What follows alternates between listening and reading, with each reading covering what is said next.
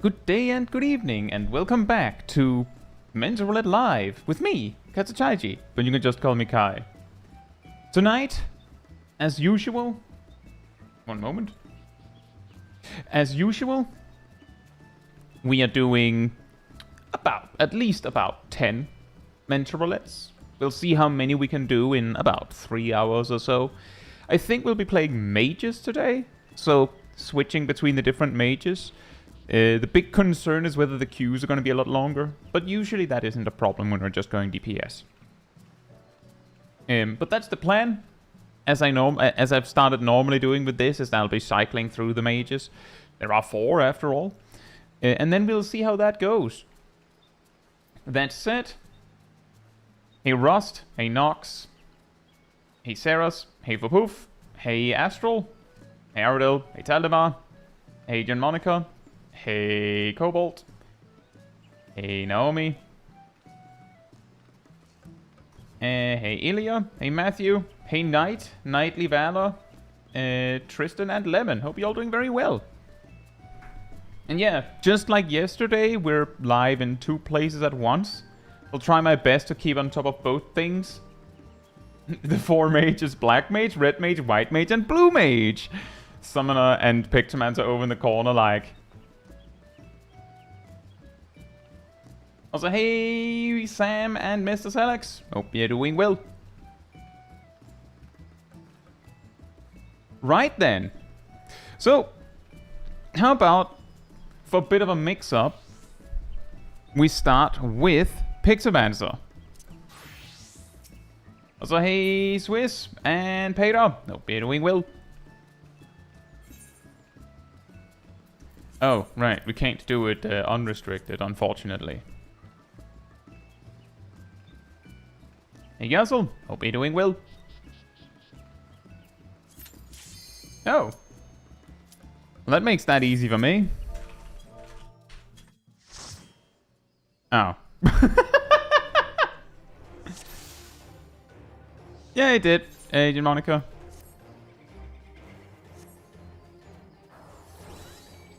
This feels familiar. Oh, Tank knows me. Fantastic.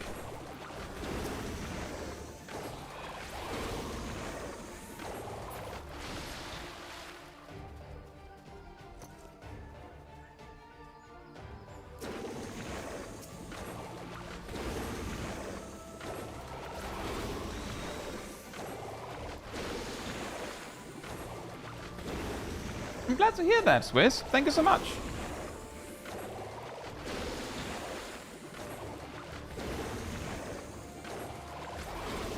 Man, this rotation is hard.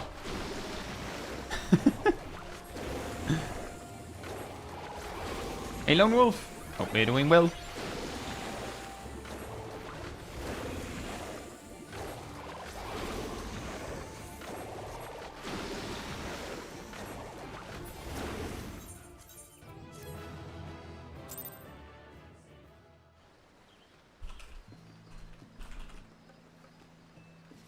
Well, that doesn't really count. Let's go again with Pixmans. I'll queue when it says to 812.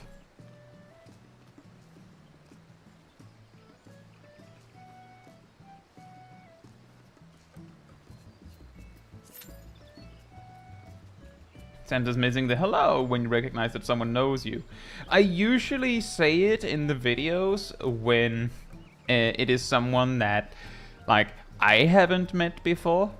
Like, if, for instance, Ilana is in the duty, I'll sometimes mention that they're there. But, like, there's a very high likelihood that Ilana was right here, queuing into me. So we already greeted, in a way. So I just don't say it there. But yeah. Oh, replacement! Is it an alliance raid or an extreme?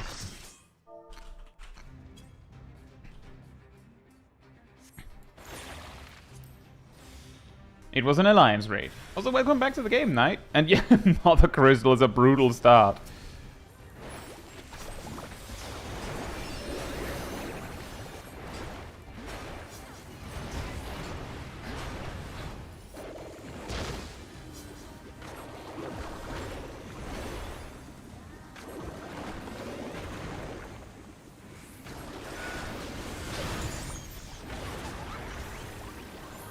I realized a bit late that I should probably have held the Starry Muse until I had the Mog of the Ages ready. So we do a little engineering to make a finisher.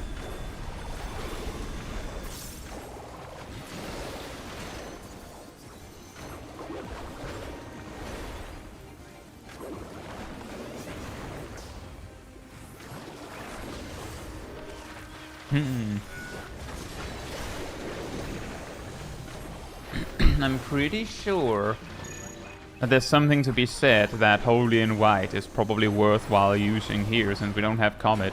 I think. I don't quite remember my calculations on that, and things might have changed a bit.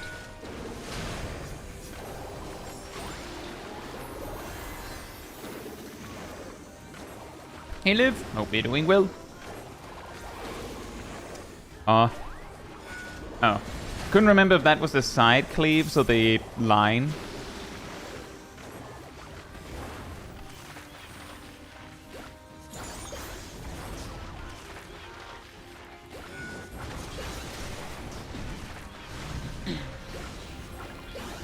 We actually started with a guild has Liv, but then we were a replacement.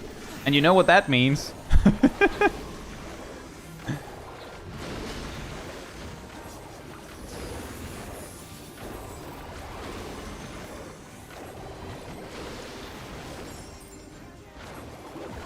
Continuing cleave has a cast bar. Gazel, I was thinking about a centrifugal spin. It is either that or a different kind of spin. And that different kind of spin is like cleaving on the sides of it. That was the one I was thinking of. I know they have cast times.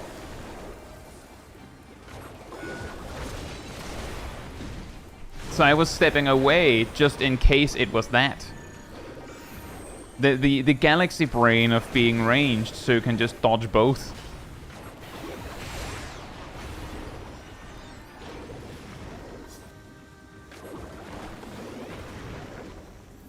See, that one. And that one was the one that I was stepping away for. I couldn't remember that it was called that.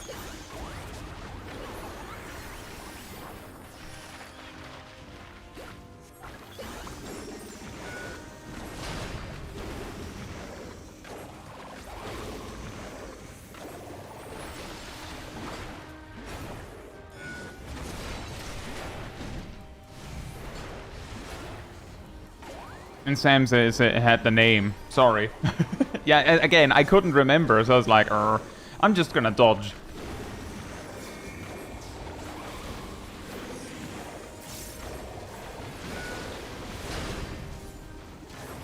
Yeah.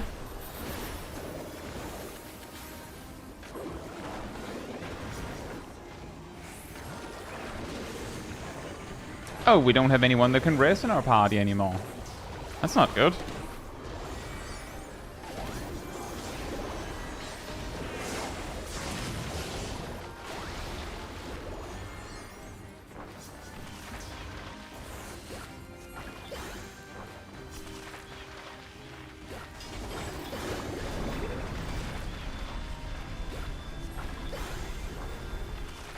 There isn't any reason to use everything here. Balls is almost dead.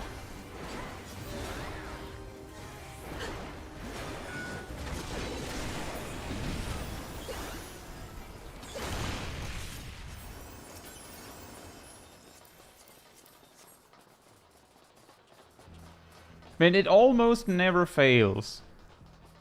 If you're a replacement, like an instant replacement, it's probably an alliance raid or an extreme trial. It's extremely rare that it is something else, in my experience.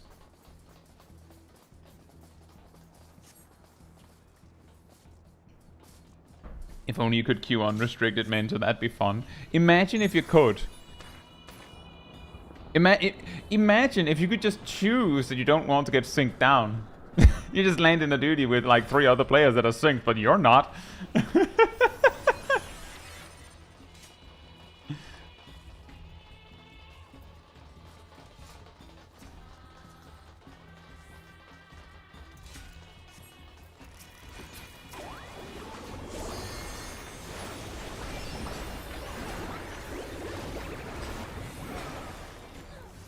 Hey Leia, hope you're doing well.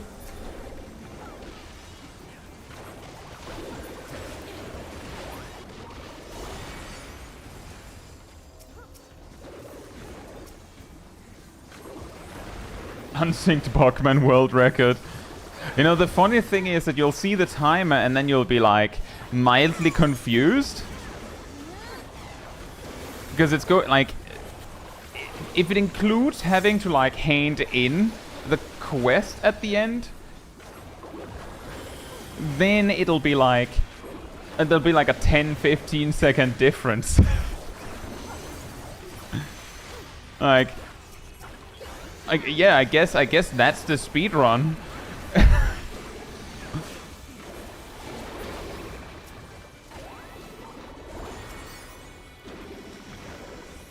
That guy's level 100, they're cheating! You know, the funniest thing there is that it wouldn't surprise me if that would be a thing. But not for the reasons that you might think. Like, sometimes you'll see in video games, just in general, players that'll be like, they'll accuse someone of cheating because they're doing something that that person doesn't know can be done. You know what I mean? Like, what's a good example in 14? How do you always have 20 seconds of sprint? Said the person that only sprints once they have entered combat.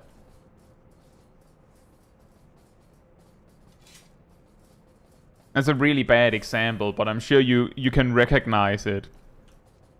Probably more common in like PvP games. The reason why my opponent is comboing me so hard in this fighting game is because they're cheating. Only possible explanation.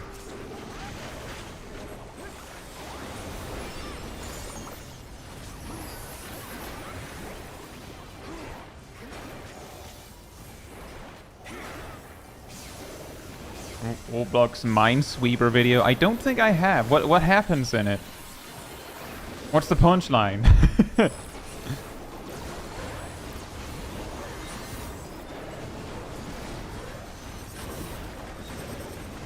Uh-oh.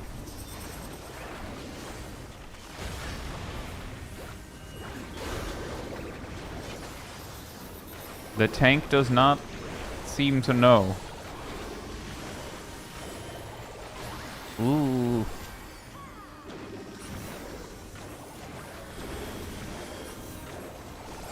Hey Space Queen, hope you're doing well. It's been a bit, hasn't it?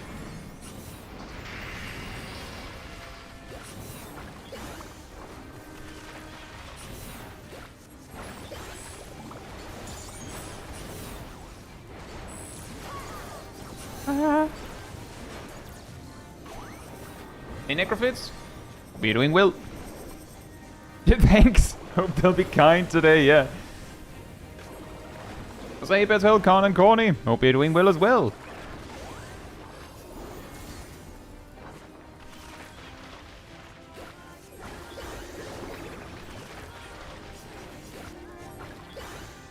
My morning streams.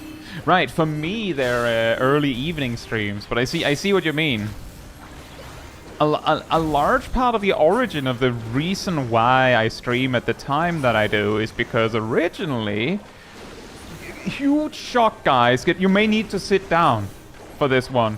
I started doing streams while I had a full-time job, which meant that I wasn't, you know, available to stream in my day hours. So I just got used to the concept. Also, for pretty convenient for Final Fantasy XIV is if I stream in the evening, there's a possibility other Europeans are available to play with me.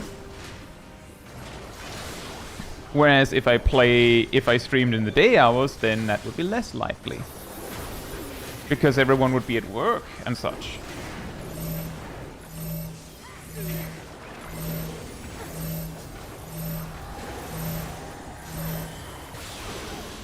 And then I've just kept streaming like that. Like that just became the way we do things, I suppose.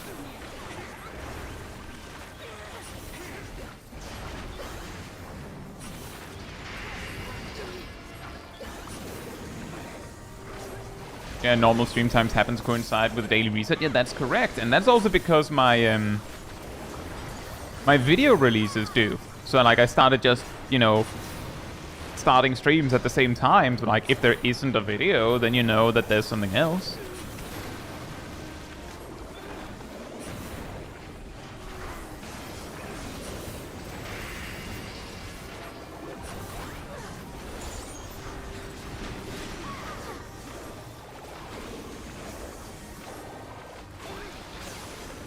But yeah, that's exactly right, Space Queen, that like for me, it's specifically like it's around the daily reset, first off. But it's also like early evening for me. But it is indeed early morning, I think, for America.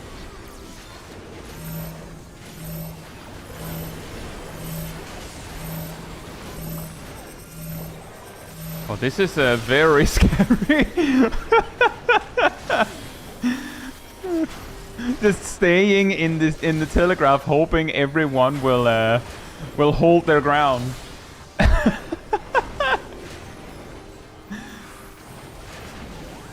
Like everything told me there that I couldn't trust my team to stay, but here we are.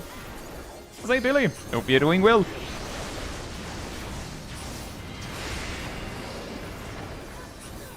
Nay, Boobomet, hope you're doing well as well.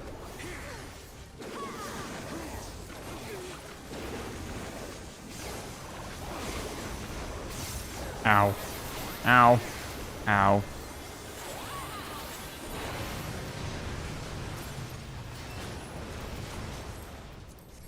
Normally I greet everything, but whenever I get near raids, I feel compelled to pass everything because there might be someone who queued for this, hoping for specific drop. And I don't care. Like, I'm just gonna turn it into company seals, and I don't need them. Like, I generally turn them into ventures at the end of the day. I don't need them. So it's just, I'm just gonna pass. There's a little small chance that someone will be happy. So, I'll take that. Say, Sally, hope you're doing well. Hey, Demon, hope you're doing well as well. Yeah.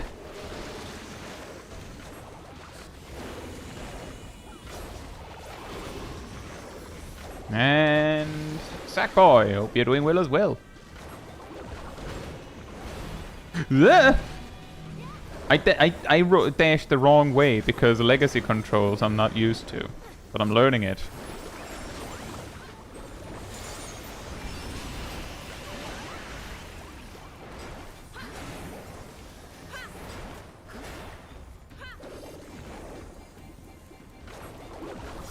Yeah, that's the way to do it, Sam. If you can both go as a healer, then you can at least like block off everyone else so that if they drop, you will get them.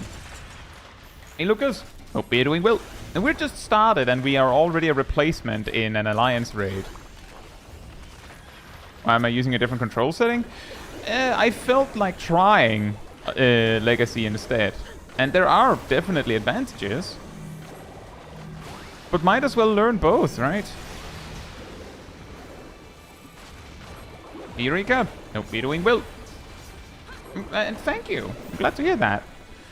Nothing wrong with lurking.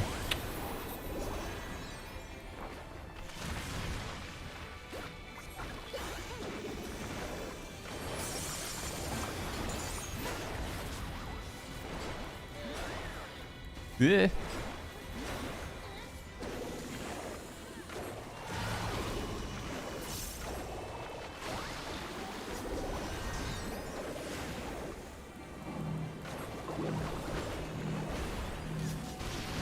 Sackboy says, as a controller player, I love Legacy way better. I'm just saying, from my own guides, just real quick, if anyone should be uncertain, on my own guide, comparing controls and whatnot, I basically say that the game is unplayable with the specific combo of standard controls and a controller.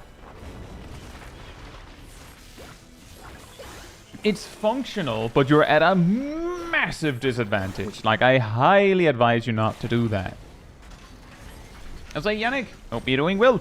I see that you were doing really well in the race yesterday. You almost had it.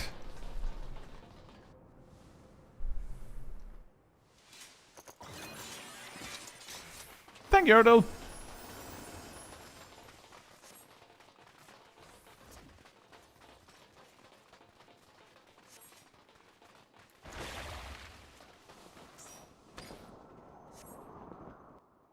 Sam says, I have no idea what the difference is. Basically, the way you move on standard controls is based on the way your character is facing, while on legacy controls you move based on where your camera is facing. Which means that when I press WASD on legacy, it looks like this. When I do it on... Whoops. On... actually, this is not the time for that. When I do it on standard, it will instead turn my character left and right.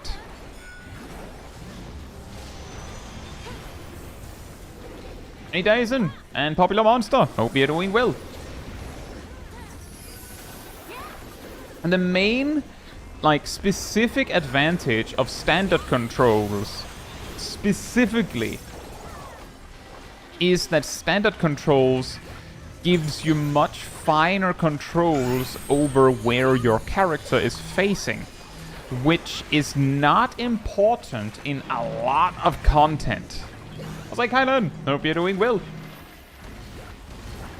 Like, let me put it like this: when we do weekly reclears of Savage at the moment, I play legacy controls on Dancing Green because in the dancing parts it's a lot easier on legacy controls.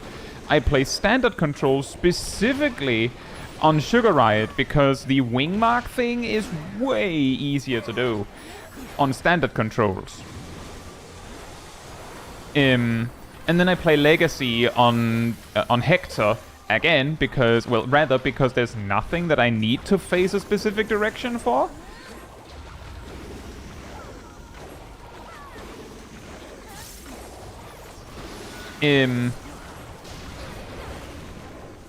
I thought I was far enough forward. I guess I wasn't.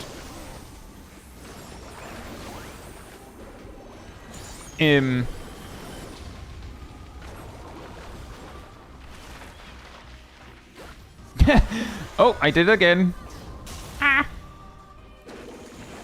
Now see, the key difference is that when I play Black Mage, there are no actions that actually care about which way you're facing, so it doesn't matter whether I'm on Legacy or Standard controls. Pixelman's on the other hand, Smudge cares about which way you're facing.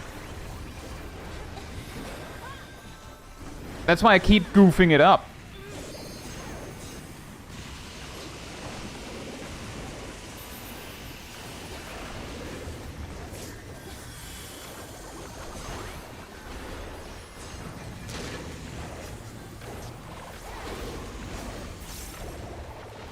And my Moogle Beam? Now I'm pretty sure, even though it'll move when you turn and stuff like that, I'm pretty sure that the Moogle Beam will be pointed at what you're targeting, because you can't use it without a target.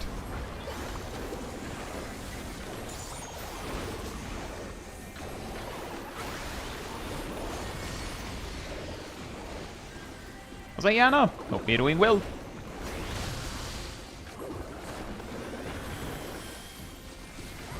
There is I think it came about in Dawntrail or maybe Super Late Endwalker. But there is this bug where specific attack animations will follow the way your character is facing, which means that a line AoE in front of you might strangely turn with you, even though the actual attack direction doesn't change.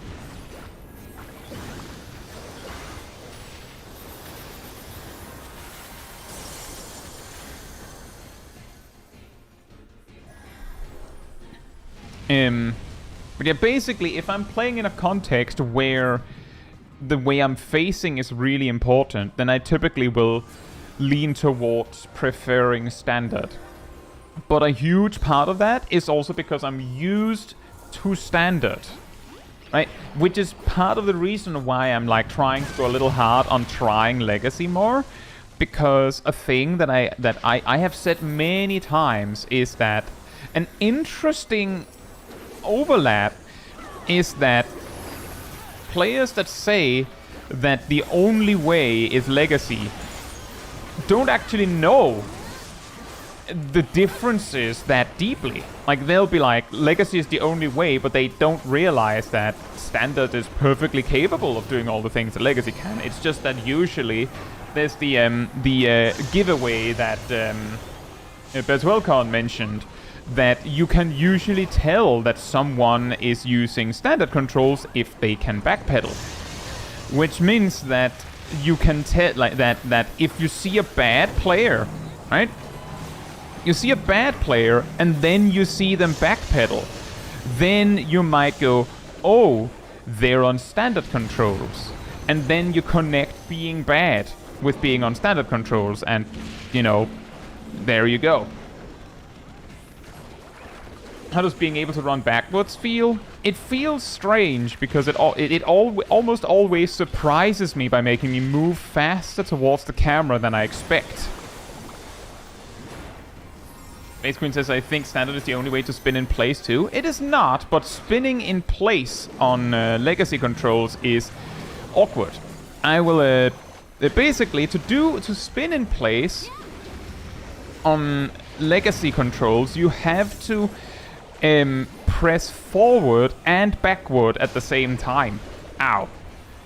I think I'm dead. I'm not dead.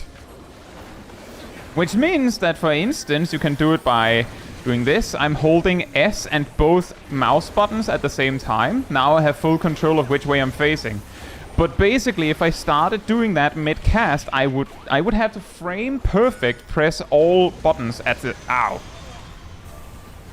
Me being distracted. I would have to press all 3 buttons simultaneously.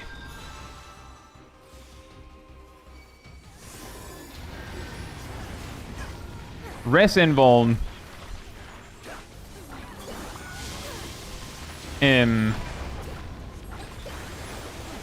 Which means that if you actually need to spin in place for some reason, then you would have to basically do it like premeditated. You would have to know in advance that you need to do that. And just for the record, Space Queen, I learned that this was an option by suggesting that it was an ability unique to standard controls in that video that Aradil found for me.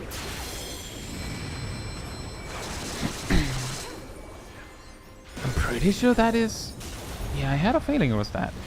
And then people told me, no, you can do it. Like, you just have to do this super esoteric thing.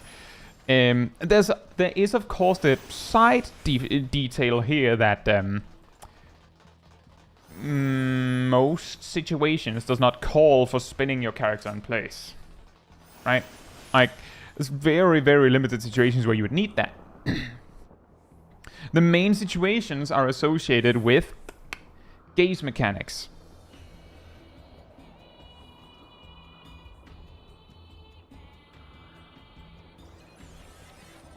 And yeah, Kylan, it is exactly like that. That for Dragoon, you have to position yourself carefully to, like, make your line AoEs line up correctly.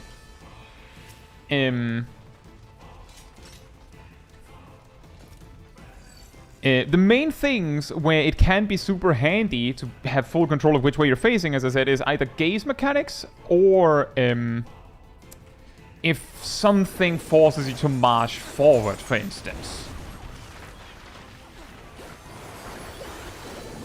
Like, it's super specific, which is why a lot of players, like, cast it aside. Like, yeah, congratulations. You have this advantage in this situation that never comes up. And it doesn't really matter when it does come up. Which means that the suggestion is that Legacy controls thus has the advantage because they actually give you easier controls, while standard is stricter controls. I'll say after getting more used to legacy controls, it does feel like a little tougher, like almost like standard controls is like a more as I said, strict control. Alright, Silly. Good luck? Question mark? I think, maybe?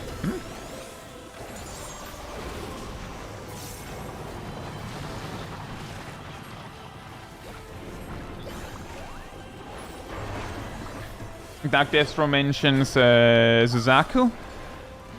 Yeah, it can be easier to spin your character like that, indeed. But you can also turn your character really quickly by just carefully pressing the direction that you need to move.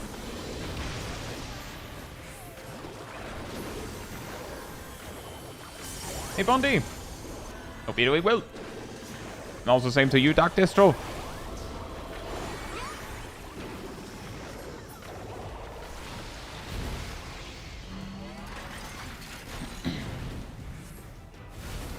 I just want to have control over direction of movement and free camera movement at the same time. Wait, what? Does that mean you want both control schemes simultaneously? Or what do you mean, Yannick?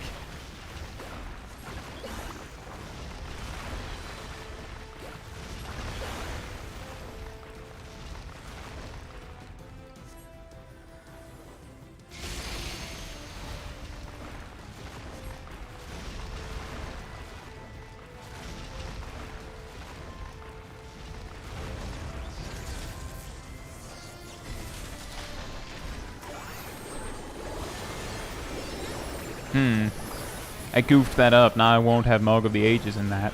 Or maybe I will.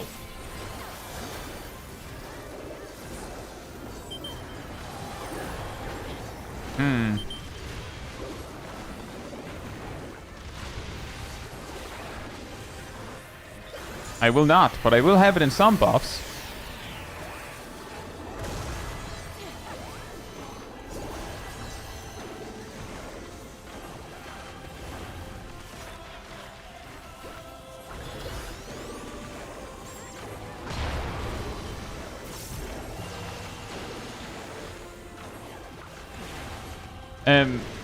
Kylern says, I only use legacy controls, and that makes it so I can't go fast backwards. So that means you're using standard controls, doesn't it?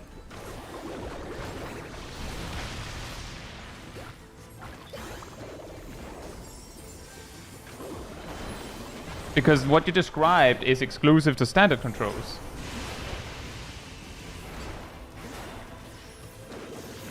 Yeah, that is actually the exact reason why I changed to legacy controls for M5S, is that it's just easier. It's just easier to be able to go forward and back. And then forward and back. Whatever the default is. I don't believe there is a default, Kylern. When you initially open the game, they actually ask you, I believe. Like when you make your character. They ask. But to consider that they call one standard controls and the other legacy, we can probably assume that, like, when you don't know, one sounds like the default and the other doesn't. Right?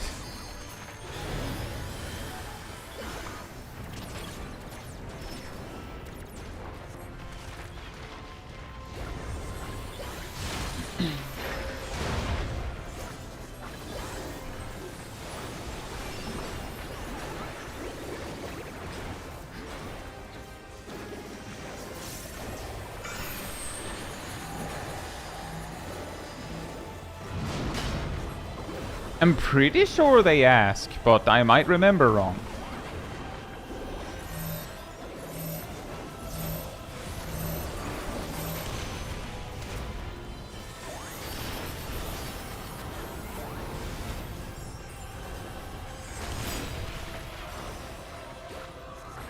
I believe it's something like that, Space Queen, that Standard might be like what was originally there. Jose Kosari and Kat, hope you're doing well. And Karo, hope you're doing well as well. Standard is default on keyboard and mouse. Legacy has always been default on controller. Maybe that's how I understand. Maybe that's what I interpreted as them asking you what you want.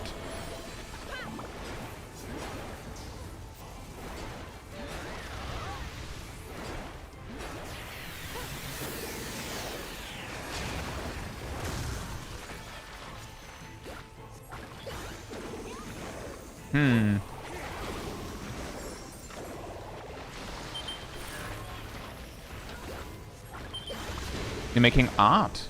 Nice.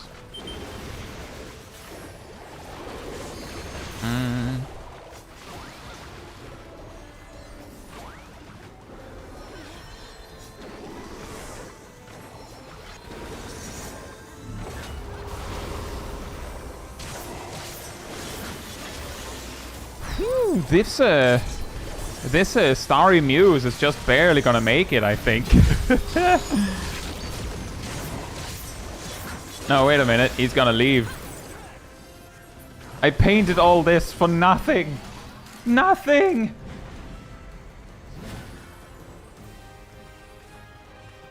I could have painted it now. I lost like 5 GCDs of damage, guys. How will I ever recover from this?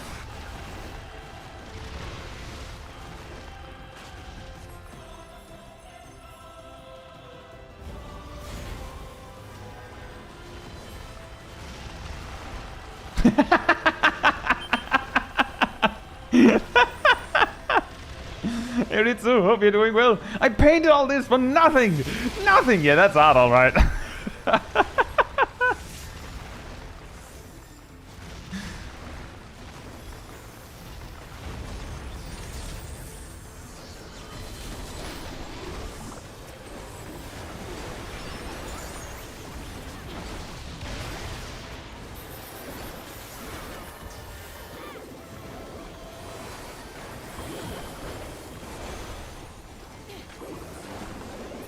Hey!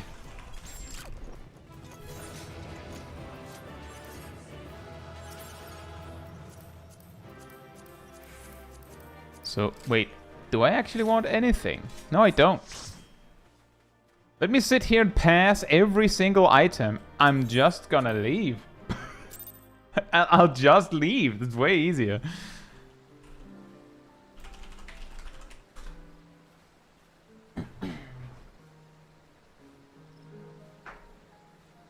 Like last time I interacted with you know how it looks when you make a new character was when I made Small Kai a few years ago. I don't quite remember, but I felt like I was asked. What's less common, skipping the second flyby in Copied Factory or skipping the 3 clouds in Will of Darkness? That's really hard because Copied Factory is less common. I just straight up skipping the second flyby in Copied Factory is less common because Copied Factory is less common.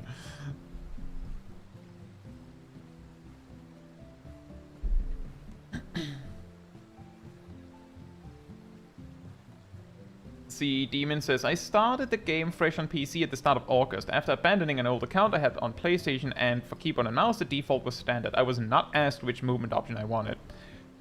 Well, that is smoking gun evidence. I'm stupid. Apparently I don't remember very well. Thank you. You heard it here first. Let's do Red Mage next. I'll close that, and then I will queue when it says 32.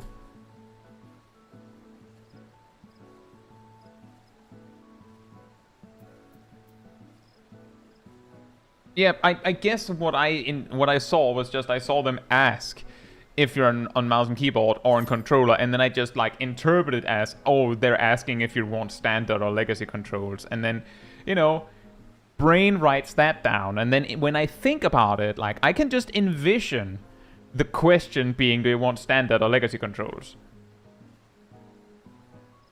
can never truly trust your memory.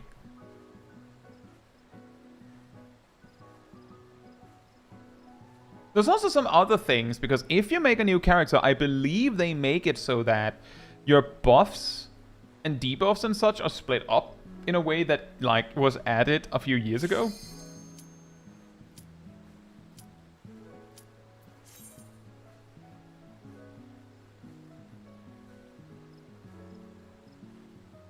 Human mind truly is a marvel, yeah. Imagine if the mind worked like people wished it did, and they could actually just remember things.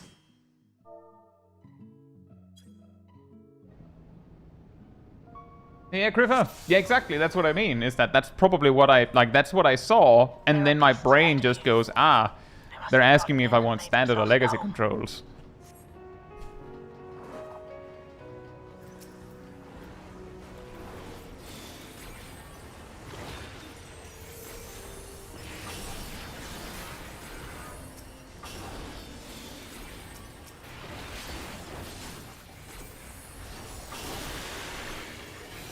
All the way to the wall, apparently.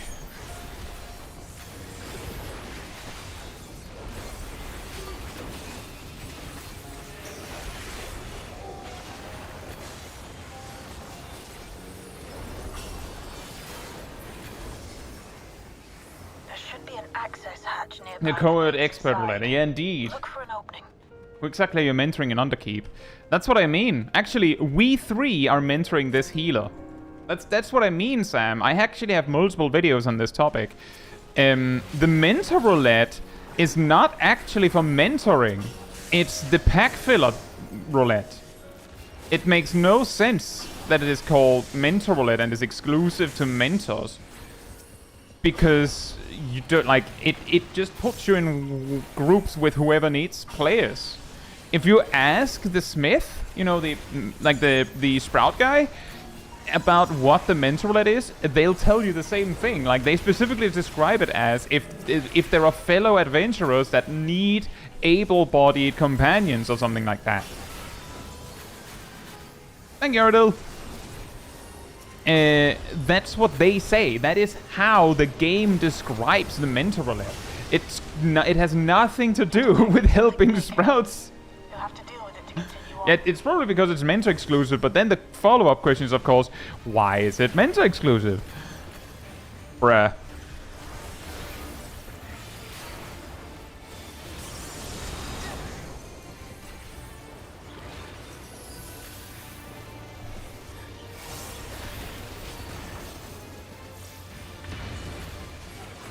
The boss is leaving in a moment, so there's no point in me sending the burst now.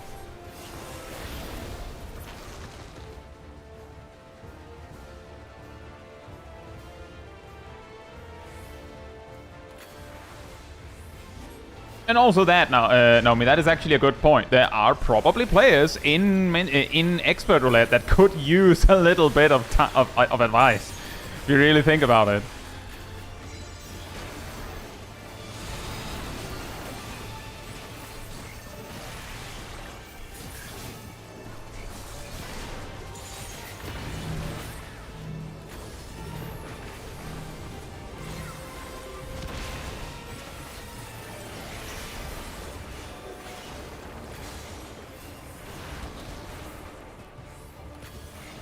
Yeah, exactly, Sam. I don't know why they do it like that either. That's what I mean, is that it's weird that they didn't just have a, you know, a anything goes roulette. I've raised that before, that I think it's weird.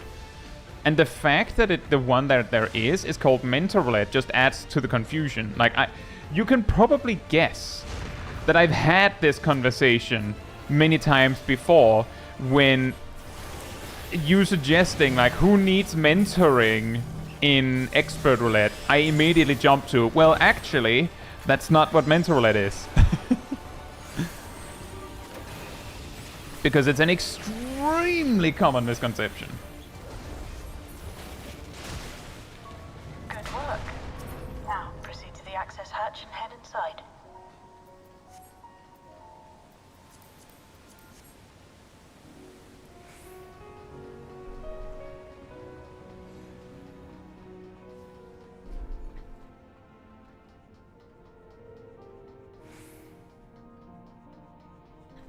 But it is really funny that it ends up like that. When sometimes there isn't enough people queuing Mental Roulette. Oh, sorry, Expert Roulette. That the game will put you in that.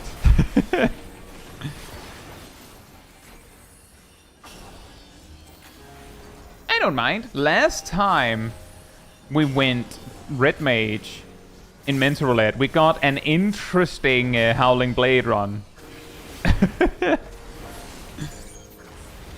Some of you may remember.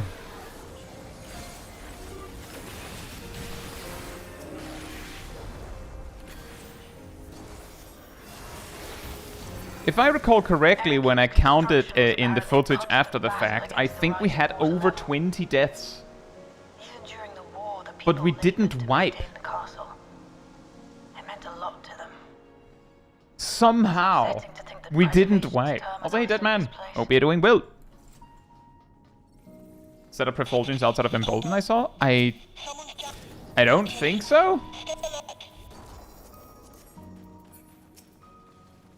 But maybe? Possibly? Actually, very likely, because I think I did Embolden and then, like, finished my combo, and then that means Prefulgence won't be available.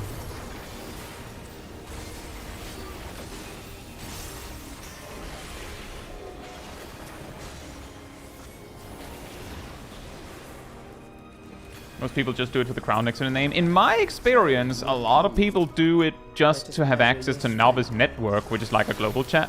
I don't know how many do it for that, relative to how many do it just to have a crown next to their name. But as I've also said in my videos sometimes, there are definitely players that unlock Mentor because it's like a thing to progress. Like, it's like a bar to fill. Like so many other things.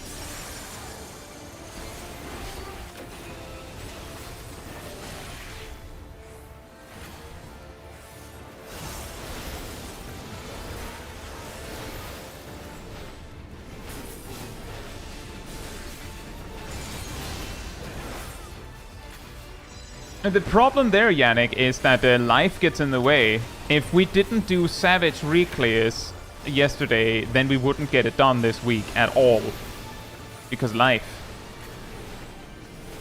And some of us want to take that kind of content more casually. Which means that there's just not like that, like just nope, not gonna happen. Not like that.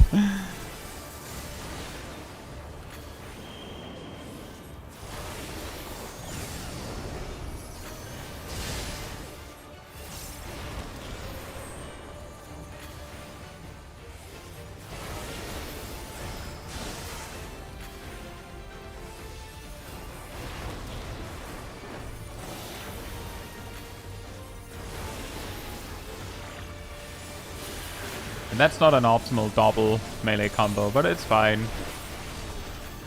It's fine.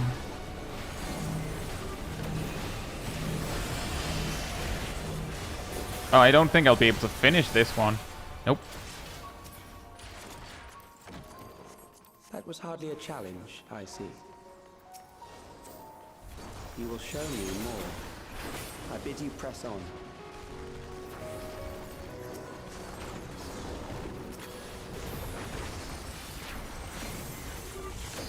Yeah, my main experience with the new Deep Dungeon, Yannick, was glancing at the race. I didn't really absorb anything of the actual content. But that's also the thing, Yannick. Check this out. You are like a super Deep Dungeon nerd, right? Like, this is basically content for you. I don't really do Deep Dungeons normally. So for me, it's just, oh, sweet. The people that like it get new content.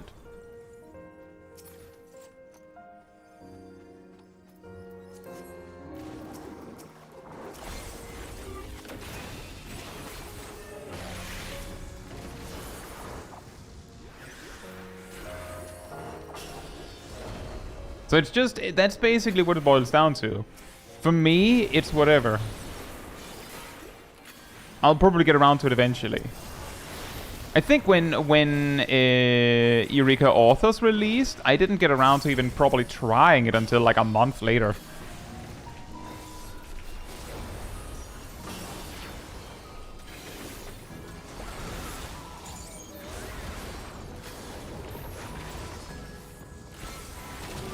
And we didn't clear. I think we got to floor 40 and eventually gave up. Christopher. Hey, Christopher. Hope you're doing well. Says, isn't it super easy to qualify for Mentor? Technically, yes. It is not difficult to become a Mentor in Final Fantasy XIV. Again, it is straight up not difficult. Just flat out, it isn't. It's time consuming. It does not... Like, skill will make you qualify faster, but skill is not a requirement. As the only hard, quote-unquote, requirement to becoming a mentor is getting 1,500 commendations.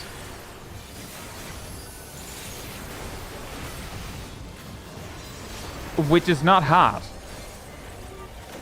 It just takes a long time.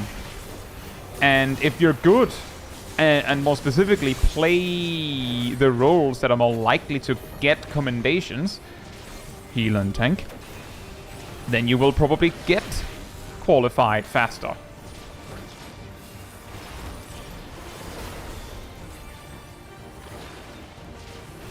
Let us introduce more weaponry.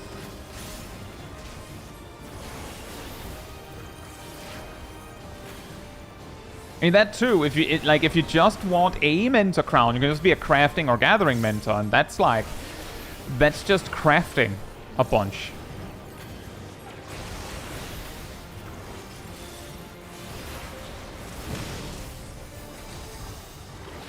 So yeah, it's not hard. See what this feels. But it is faster if you're good. Especially because if you're really good, then you might have the chops to just, like, even if you don't normally play the jobs that get a lot of commendations, if you're good enough, you can just do it anyway. You can just go, well, I'm not, Astrologian is not my main, but I could probably play it.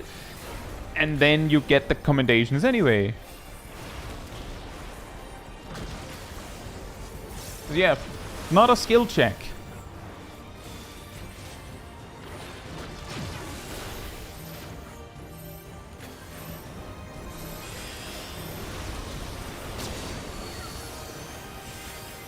Which is also a problem. But at the same time, and this is something that I've also covered before and talked about before, is that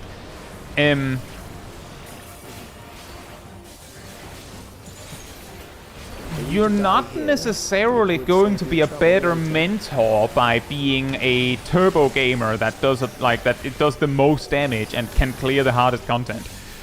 That doesn't make you good at teaching or helping other players.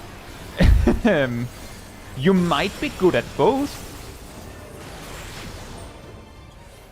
but being good at, being good at Final Fantasy XIV doesn't necessarily make you good at teaching Final Fantasy XIV or helping others. In fact, as I've noticed quite often, particularly amazingly good players are terrible at explaining how.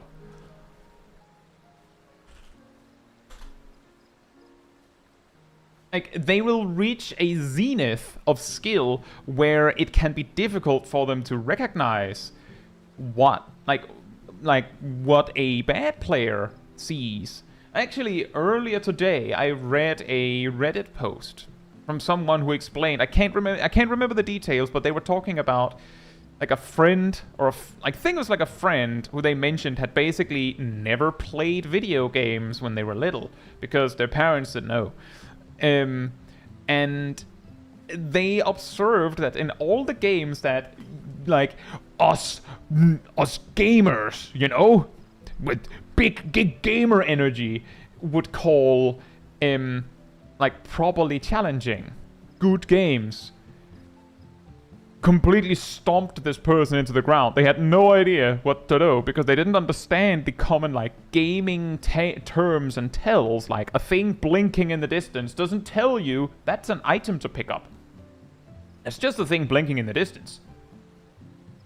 So you miss loot, and then you're missing key upgrades and whatnot.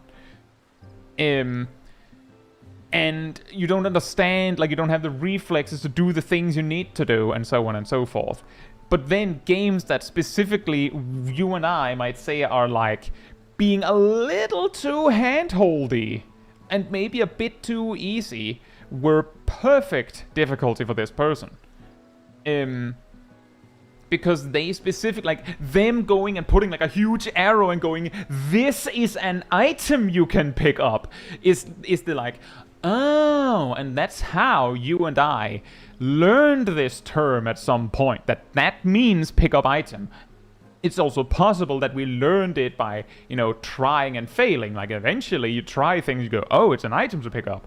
But games have gotten better at explaining these things, so if they don't, then it's missing, right? And in this same fashion, because I read that, I was like, that makes a lot of sense, and there are points where like I looked at it and thought, I hadn't even considered that you could quote-unquote be that bad, and I'm not meaning that in a negative way, I'm basically saying, sometimes when we imagine how bad you can be at a game, we don't have the point of reference to realize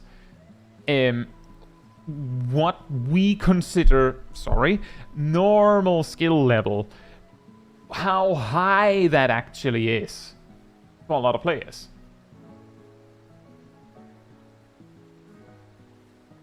Also, hey, Red Master and Cabal, hope you're doing well. Oh, that's pretty big, Cabal. I hope it went well. But yeah, essentially, yeah, exactly, Red Master. Every game out there might be someone's first ever game. Exactly. And as it turns out, in some ways, it's not always the case, but in some ways, Final Fantasy XIV is not that bad of a first game, considering how insanely complicated the game is for a potential first game. Right? Like, there are plenty of players I've seen on my videos that are like, this is actually like, they might be exaggerating a bit, but largely speaking, it's their first game. Let's go Summoner next. I'll queue when it says 56. And I'm just saying, the players that are like turbo masters of whatever game it is that they like to play, will not be good at understanding that these skills are not something that you just do. Like, just press buttons, you can figure it out. Maybe not, actually. No, Naomi, I'm specifically delaying it because I know everyone else would think that. Oh, he's just gonna play Black Mage the whole stream, isn't he?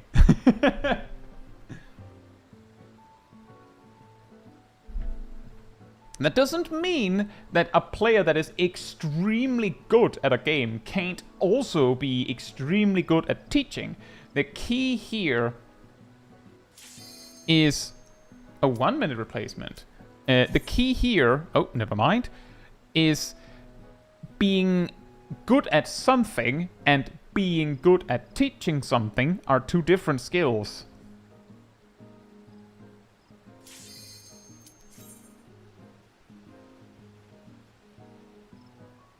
As it turns out. Bruh. You know, I could equip something to have the perfect spell speed, but I don't even care.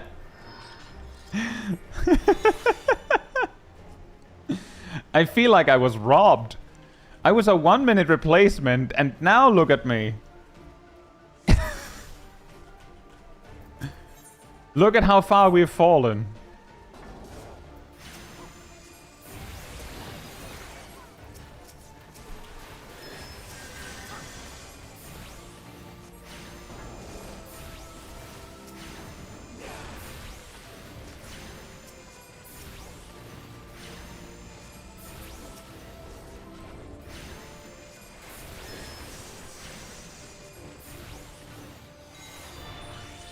Book!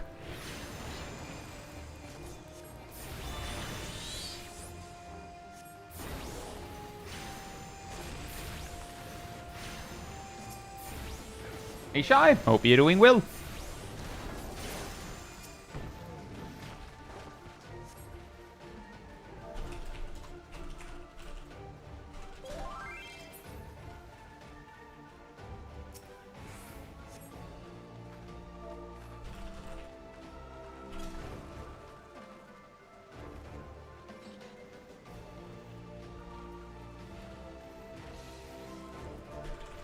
Ta-da!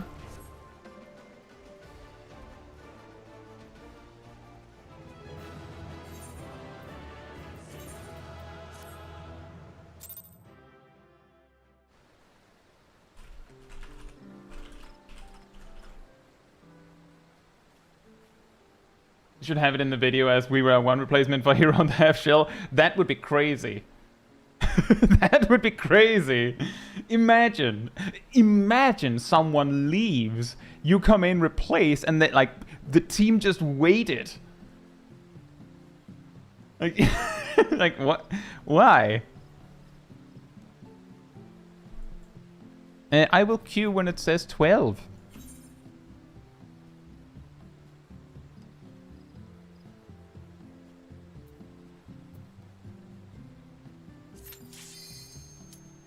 "14-minute replacement. Is that an extreme?"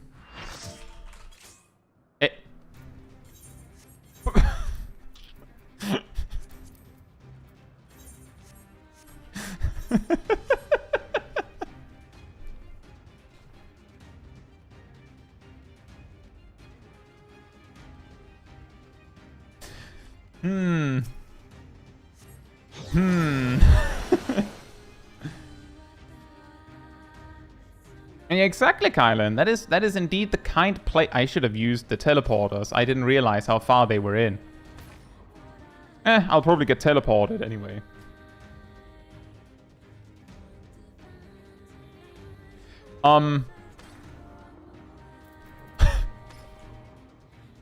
Guys, I think they're actively wiping. I have a feeling.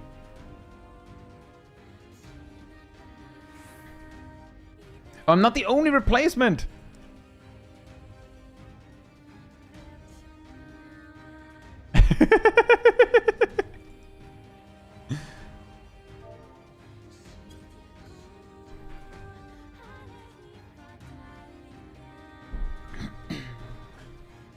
Yeah, exactly, Kylan. Final Fantasy XIV is really like, it really holds your hand through a lot of the content. And most of the duties are easy enough that you can like get acquainted with everything. And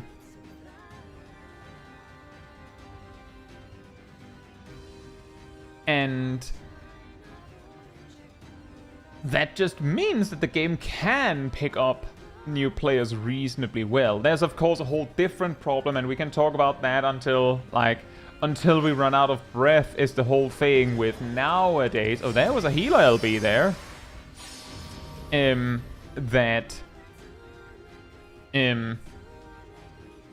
That nowadays the story is very long, like extremely long, which can be a deterrent for a new player. But that doesn't change the fact that the game is very, very lenient on new players.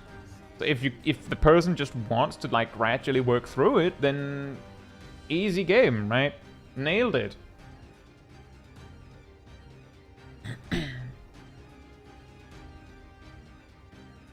You know, the saddest part is that we're so far away that I have no idea if they're done soon.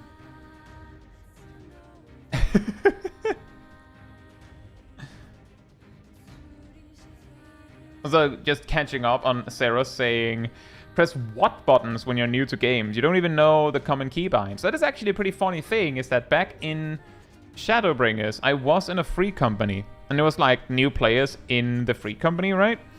And one of them was playing Summoner. I was trying to tell them how to do it. Like, right, explain to them like all the things. Meanwhile,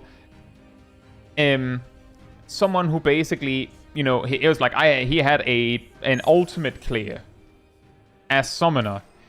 He just said, just click buttons. You'll figure it out. They did in fact not figure it out, and me actually explaining what button to press turned out to be more helpful. Shockingly. A Raging Bull, hope you're doing well.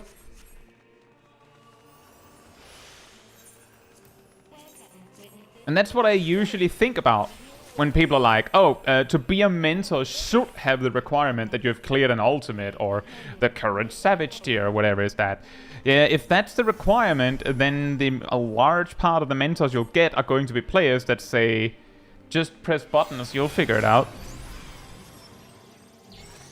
It won't be everyone.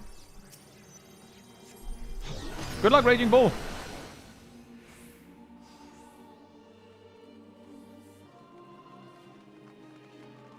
Yeah, okay, what buttons? You just figured it out. I figured it out. Just get good.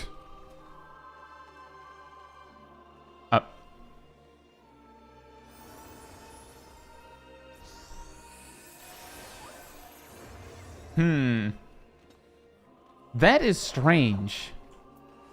I don't think I've ever seen that before. That everyone waited. Oh, whoops, I should have done this.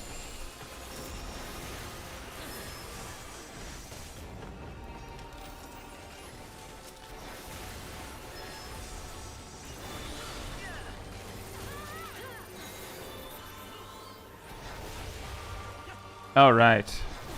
No astral flows.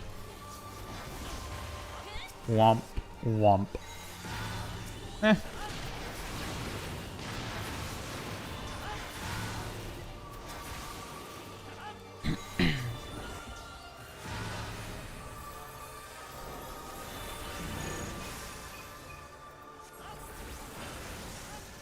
Can we get the bunker for 3 out of 3?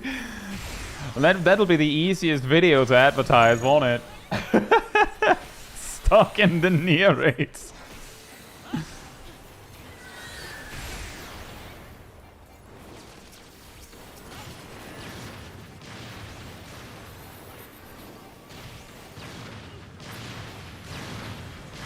I'm stuck in the drive-thru.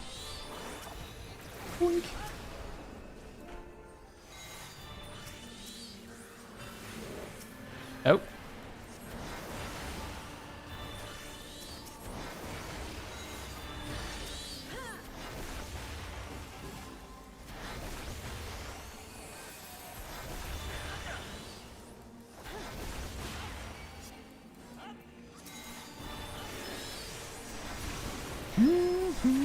I think we'll be here a while. I think we will be here a while. Something like that, Zip. But here's the thing, you never purported to be good at teaching.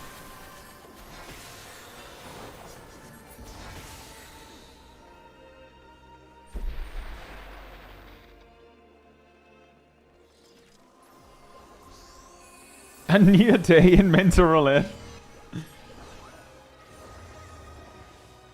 Yes, this didn't get revisited on my unspoiled node. Ow. Womp womp. Meanwhile, if I'm like doing a node for like a treasure map or something, and I have no interest, that's when I get a revisit. Never fails. You know what's worse, being stuck in near raids or being stuck in pulling poison pauses? Well, that depends. I would say being in the near raids can be fun. Like, it can lead to some interesting situations. Pulling poison passes is hilarious. Like, that's hilarious to be stuck in.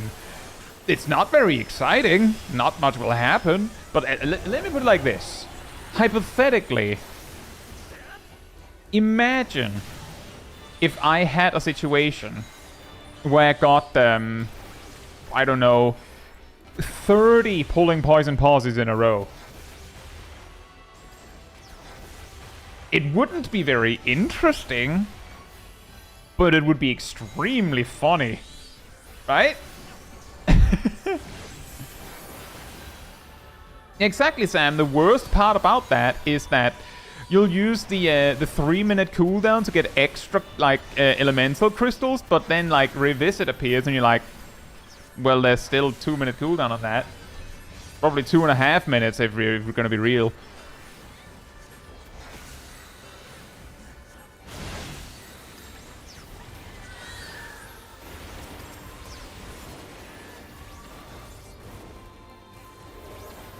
Calling it now, your 2000s roulette will be under the armor. Based on everything, if nothing changes, then that is definitely the most likely scenario.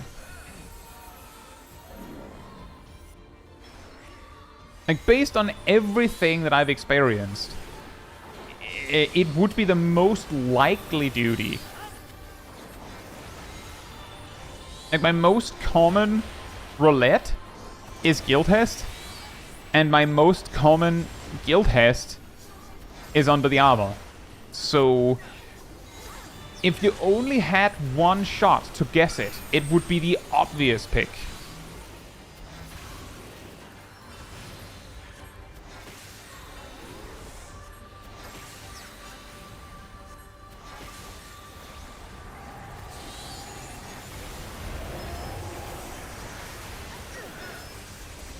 Ugh.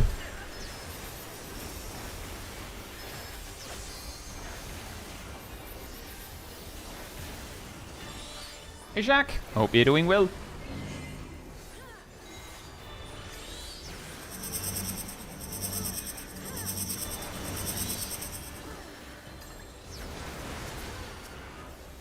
Okay, never mind. I just remembered. Hey, I'm a summoner. I could rest. And then then the person gets rest anyway. Oh.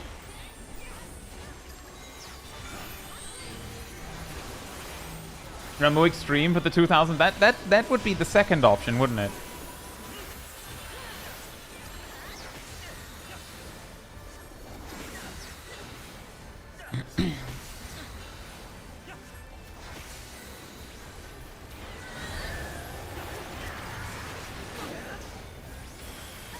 No.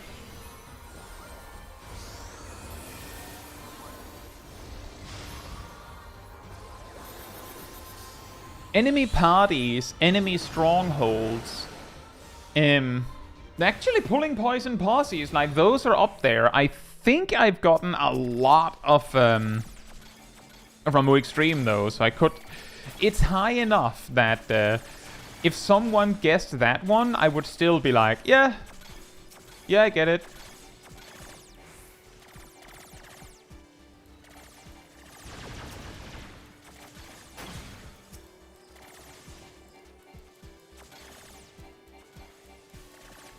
What if Ramu hard instead?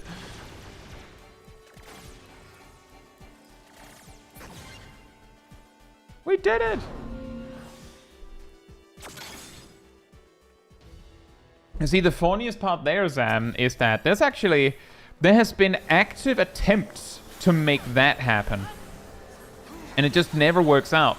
Like, somehow, the game just goes, nah, when people are actively trying to snipe me into something like that.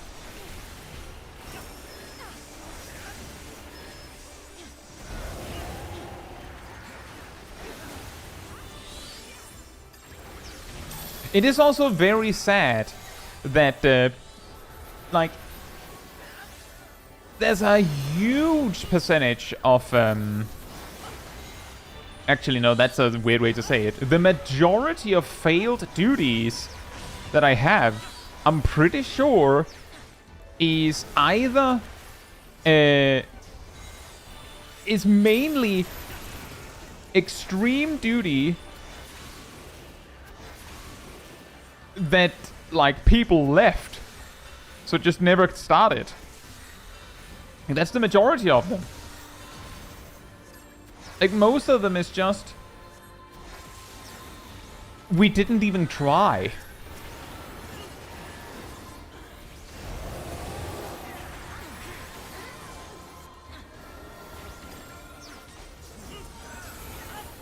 What do you mean, Lemon?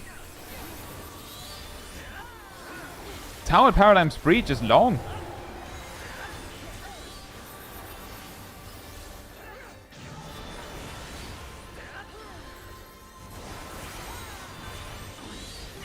Oh, just to avoid confusion, Lemon, we got another near raid. Like, this is a different one from Copied Factory.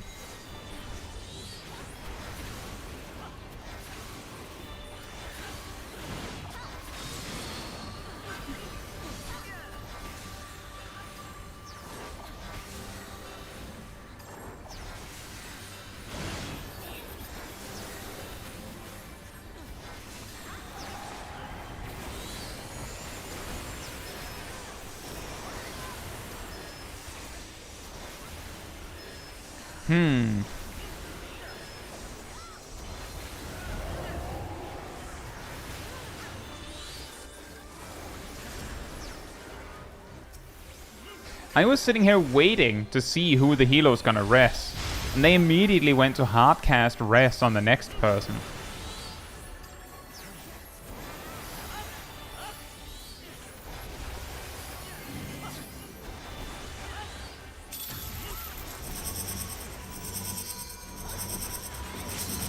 This mechanic doesn't come up very often.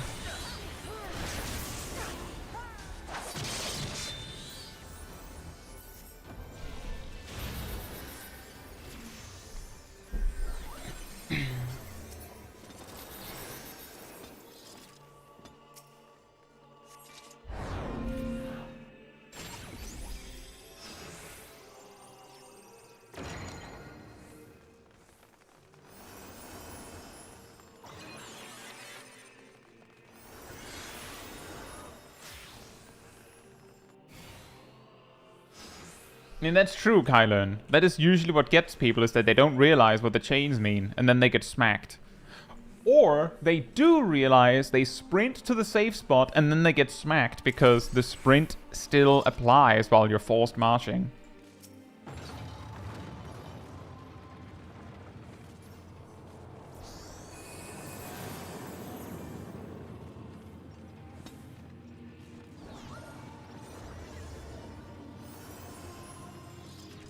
It's a classic.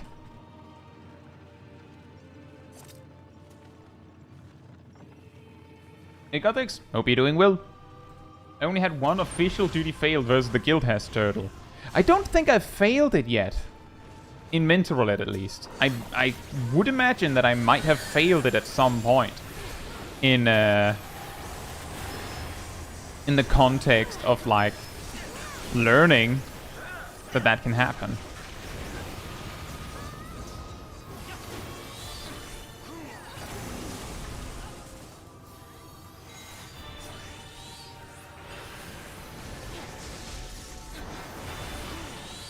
It didn't count to my mental roulette count? No, it doesn't count if you fail it.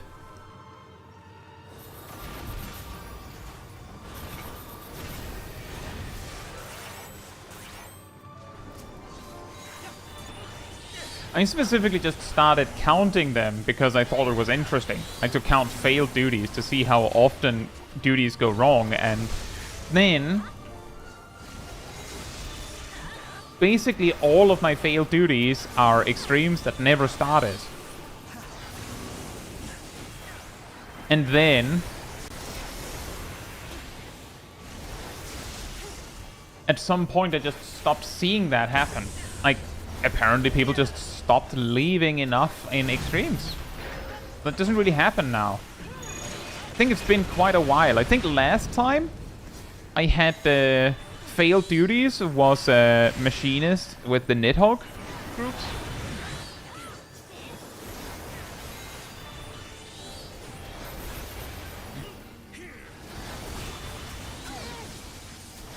Which was really strange. If I recall correctly, I had clocked that it seemed like there was like a light party that queued Nidhogg Extreme, but if anyone started leaving, then the entire light party would just scoot, just immediately, instead of waiting for replacements.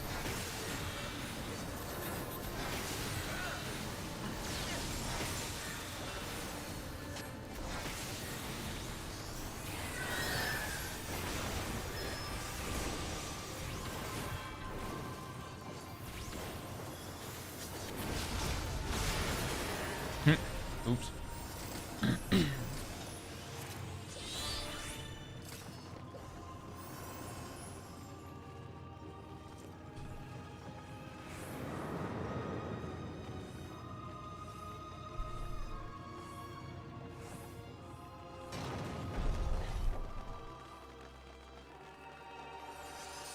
Kylan says, I said, I had a funny thing happen in Suzaku when a scholar used expedience on the false march. It wiped us, but we all found it funny. That's good. Speaking of,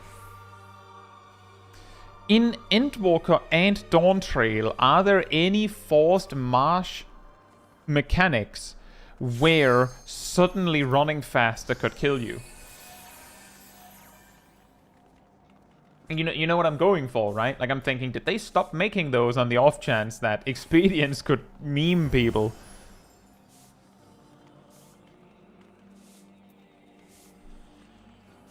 Hey, Lana! Hope you're doing well.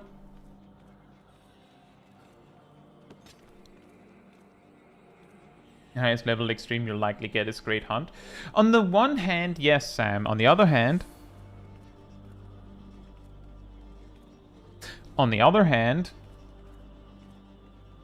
Yep, you're coming through loud and clear, Shaq.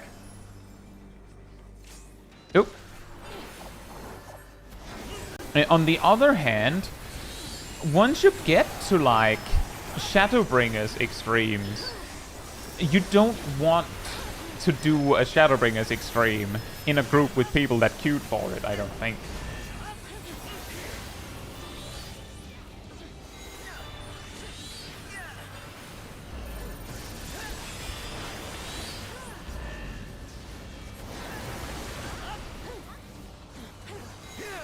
I think that's the general problem there, is that on the one hand it would be fun if people did it, on the other hand, the kind of player that would queue for like a Shadowbringers extreme,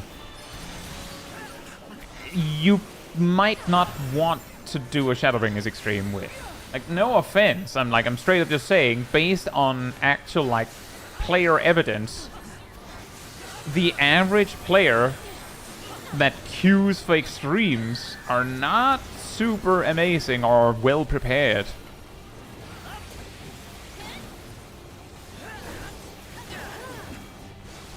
And that doesn't mean that if you're like, well, I queue for them, does that mean I'm bad?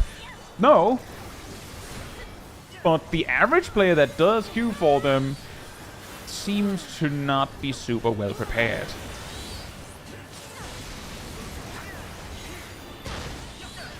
Hey, Akirion. Hope you're doing well. Yeah, that's true. Nofika has one.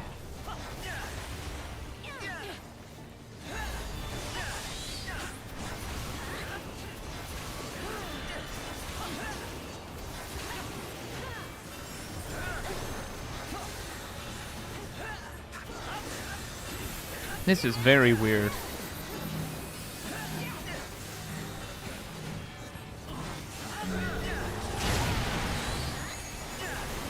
Oh, right. Thank you, Erdal. Very confusing with the names. Sorry, Ilana. Double Ilana.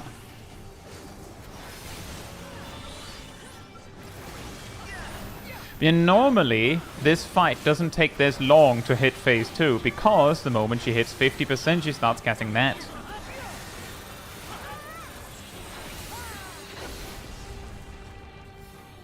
Hey Terry, hope you're doing well. Just trying to do Golbez Extreme with a bunch of people that didn't want to use Party Finder was not fun, so I'm glad we stopped at Great Hunt.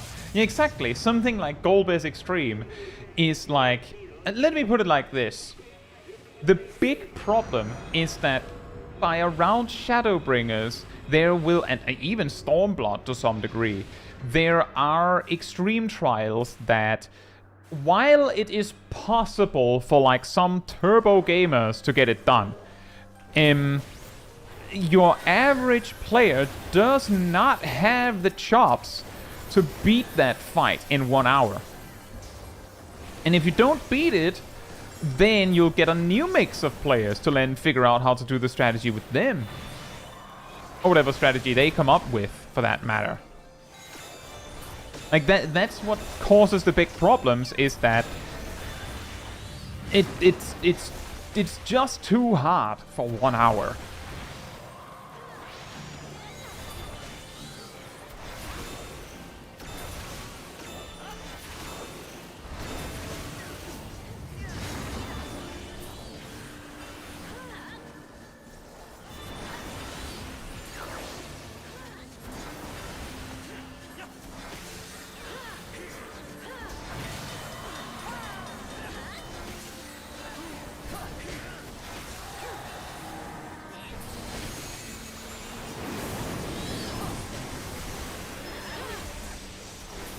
You see, the good news there, Shaq, is I'm just saying this, the extremely low quantity of Stormblood extremes I see tells me that there is an exceedingly small percentage of players that make it to Stormblood extremes without realizing that queuing for that stuff is a bad idea.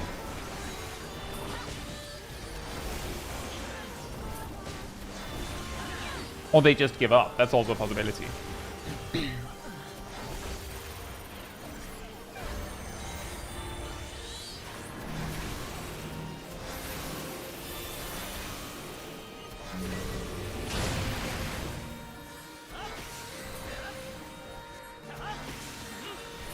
And here's actually a funny story on that, Terry. I landed in Thornton, like, my experiences with Thornton is in Endwalker, I landed in it with someone who was repeatedly queuing for, like, someone who specifically queued for to try and make it happen, but they, like, the mentors that landed in the duty would leave on site. Like, they had no confidence that it was gonna work, so they were not having it. They were straight up not having it. So it just didn't happen. But that person stayed, which meant that if you had join duty in progress enabled, you would just keep going back there until, like, the duty timer ended, because, like, he believed. Meanwhile, my first run-in with Thornton Extreme in Dawntrail was a group where a large portion of the players, like I think like 2 or 3 players, said that they didn't even realize that it was the extreme version until like halfway through the intermission, and I'm sitting there like, what?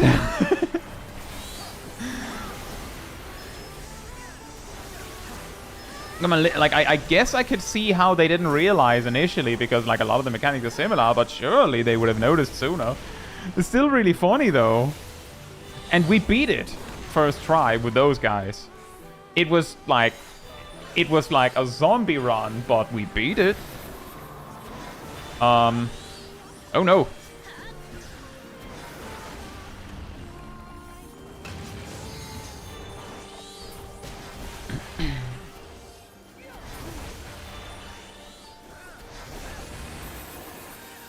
Also true, Kylan.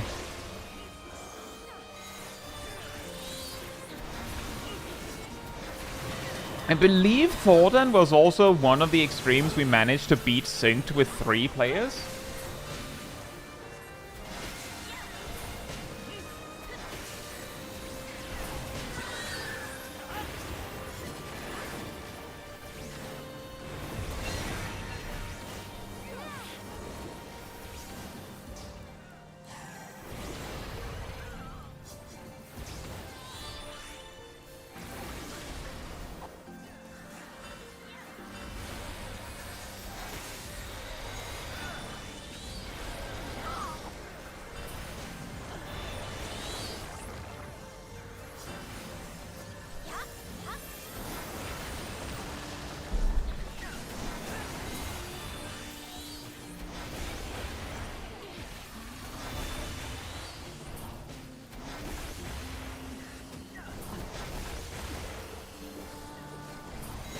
You know, actually, that does remind me, Gothix, that in particularly with the incident with Thornton, with that sprout that just wouldn't give up. I actually recall that they in those days, I specifically remember that I ran into some sprouts, like multiple sprouts, where when asked, they admitted that the reason why they were queuing for it was because they had it in their Wondrous Tales. So like, why are you doing it synced? But the one instance with Thornton, the person admitted that the reason was that they were mount farming. They wanted the mount. So you're sitting there like...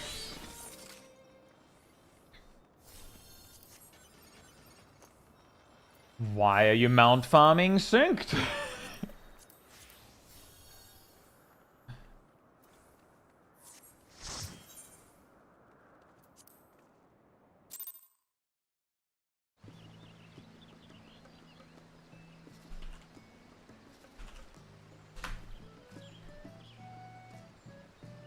I imagine that they might have been convinced if you're like, why don't you just like do it unsynced? The problem is that they were not that high level, so they couldn't do that without help. But like you're sitting there like that I think was also part of it, was basically, okay, so you're not doing it for like an accomplishment or something. You're just doing it farming. Like, this is not the way to do that. Sarah says, I've seen people who think you shouldn't be able to unsync or get no loot if you did. Yeah, I feel like those are the same kinds of players who are like, if you didn't do X before Y, then it doesn't count. No one said that me having the mount that you had to fight for when it was current makes my mount as special as yours. Unfortunately, you had your time with it being special. Now I just get to also have it. Anyway, I'll be right back, and then we'll be back in the queue.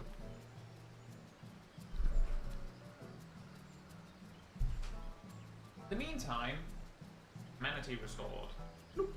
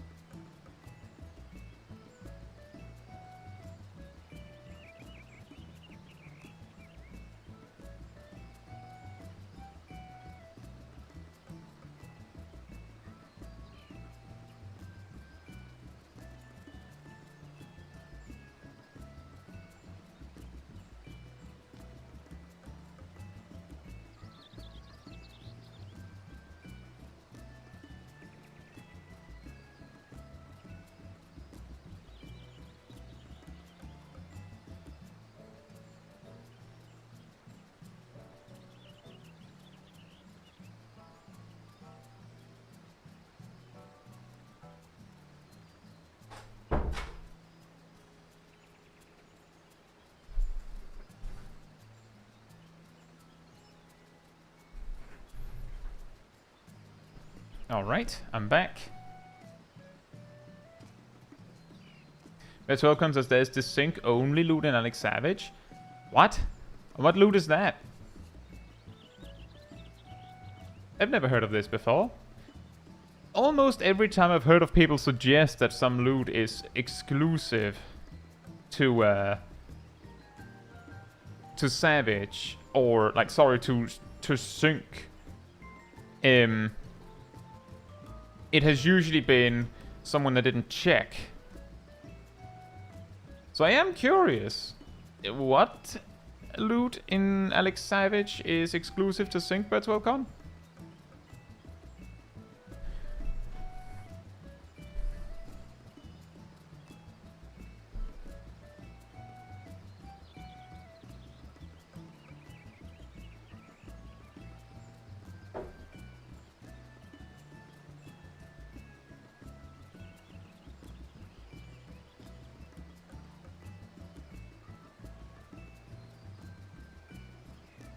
Better go to Alexander Savage Sync to find out. See,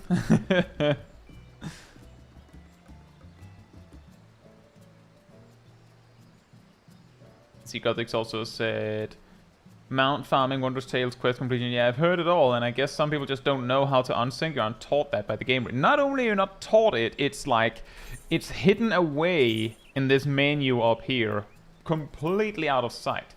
Like, I have genuinely had, like done this thing where I'm, like, explaining how something works in the game, and I'm like, okay, so what you do is you open Duty Finder here, and then you press on this button up here, and based on their reaction, it's as if their Duty Finder just was this box.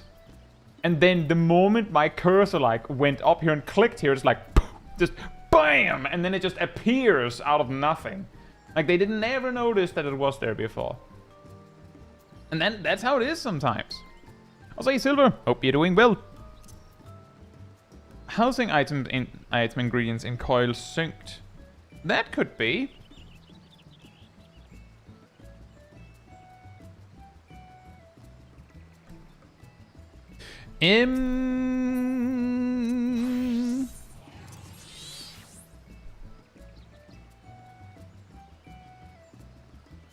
Anyway, I'll queue when it says 23.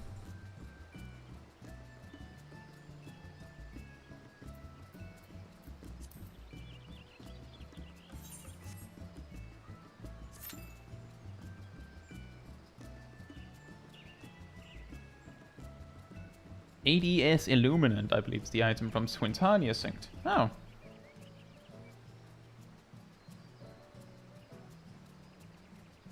You know what's extra funny about that, Terry, is that nowadays, Rathalos Extreme is so easy unsynced, or so fragile unsynced, I would say, that you might actually run into trouble getting the tail cut. Based on what I've been told. Like, you actually have to, like, carefully hit it to get it into phase 2 with enough HP that you can actually hurt it enough to get it to, like, get knocked down so you can cut the tail.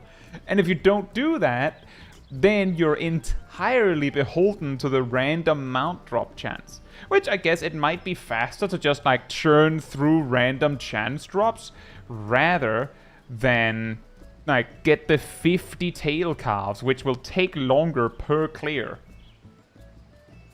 I'll say Kraken Mo and P-Fox, hope you're doing well. P-Fox says, I've heard drop rates are different for syncs, but never have it much credence. Yeah, exactly. People sometimes say that, but people also have a very weird point of reference for what RNG is. Someone will be like, well, I did it multiple times unsynced and I didn't get the mount. Then I did it once synced and then the mount dropped and I got it. So clearly synced has a higher drop rate. You'd need a little bit more data than that.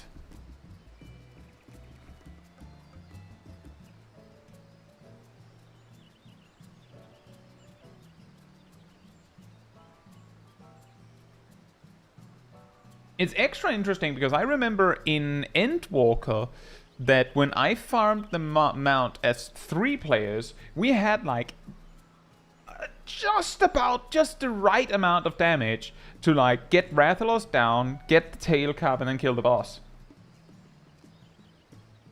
Exactly, Kraken Mo. I have a whole 1-person dataset.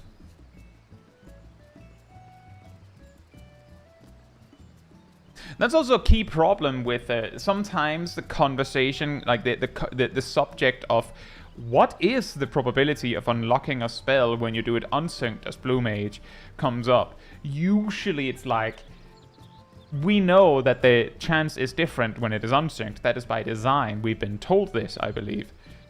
That like synced, they just give it to you. But unsynced, it's a random chance for hard content. But the exact chance is typically like, I don't know.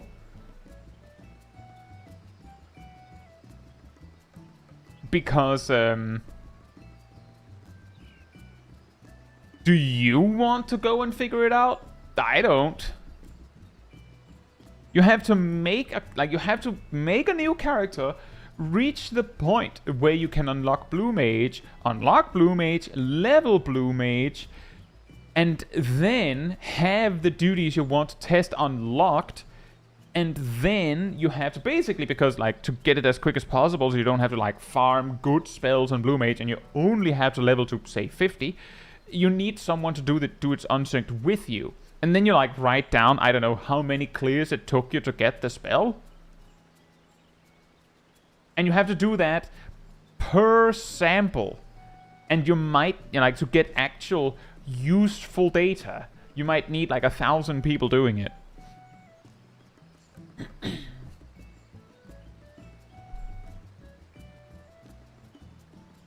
Wait, so says, I don't think the unsynced overwhelm chance is that low, but that's a fair trade-off for doing it the easy, fast way. Yeah, exactly. I'm just saying, on my end, with Blue Mage, I tried to get Eruption unsynced from Ifrit, and it took me like 50 plus runs.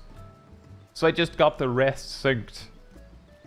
Like, nah, not having that. And by the way, that was I believe that was still in the days where Blue Mage just didn't have a res at all. No Angel Whisper. Nowadays, you have a whole different problem. Because whenever, in my experience, whenever something in the game comes up that gives reason to do stuff as Blue Mage, suddenly there will be a spike in interest in Blue Mage. Right? Like, obviously.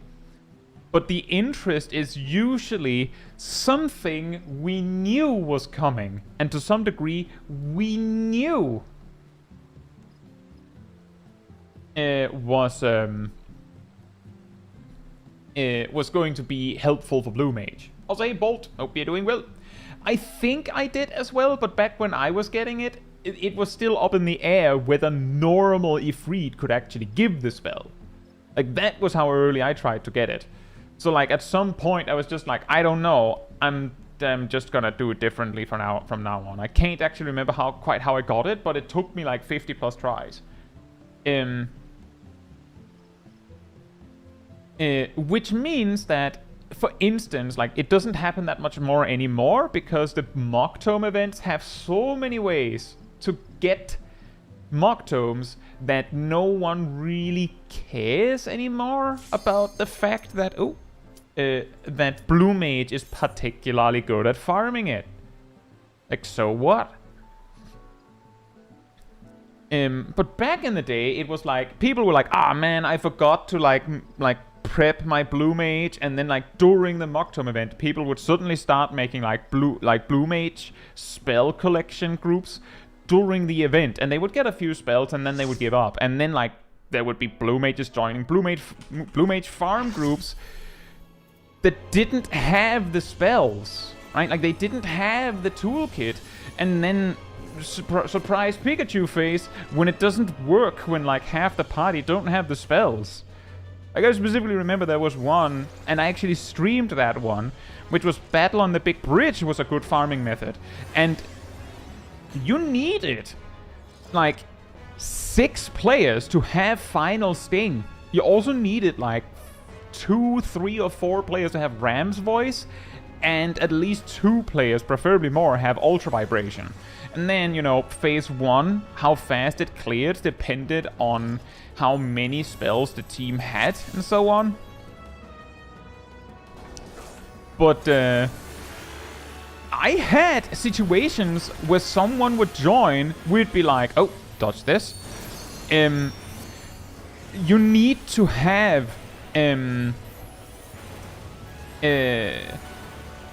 these spells. Do you have them? And they would actually go, yeah, I do. Totally. And then when like you reach the point where the spell is needed, they're like, oh, you meant like that. No, I don't actually have it. Like, what were you expecting? That we were just like being overly cautious and you didn't actually need it and you could just get away with that? And yet those spells are not that hard to get. The hardest one to get among them, I think, is Ram's Voice, and that one is not hard to get.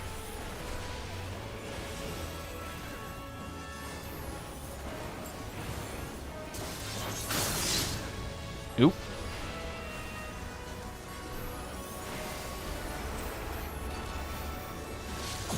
Oh, Necrophyt's also mentioned Battle on the Big Bridge. Also, hey, Traverse, hope you're doing well. Yeah, exactly, Traverse. I imagine that was what was going on, was that they like just went in hoping that, it probably doesn't matter.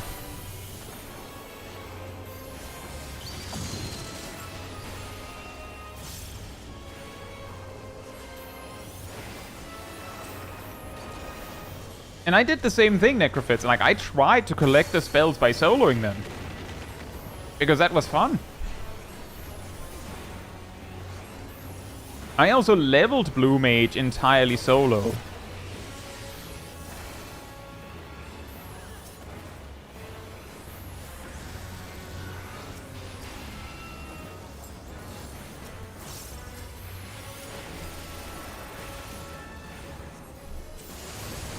Ow. Ow.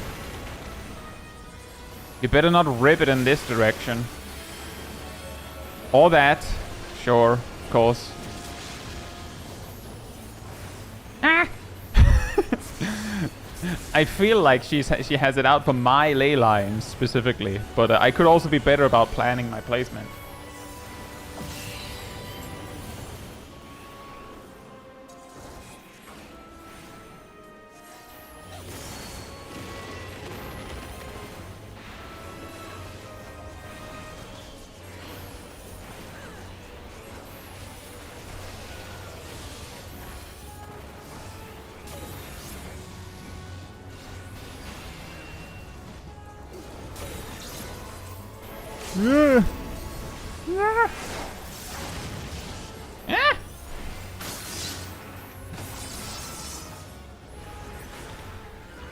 The skip.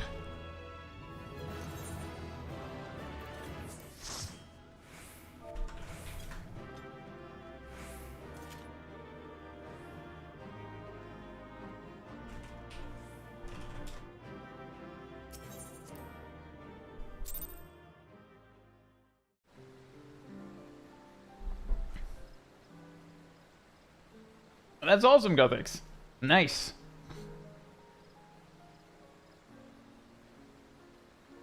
Now I know when not to put my ley lines. That boss is just cursed for that. Right at the start, she'll use Ribbit in the direction of a random player. So if everyone is like, she'll Ribbit towards where we spawn, and everyone dodges preemptively, then she'll Ribbit in a different direction. And then she'll do the Blizzard thing, which is a circle AoE, and then the Fire thing, which is a donut. So like... And she'll set you up for that. So like, I'm not sure where you should put your ley lines for that. Necrophyt says every dungeon spell can be soloed. Yeah, that's true. Although some of them are a lot harder, yeah. The one at the end of the library?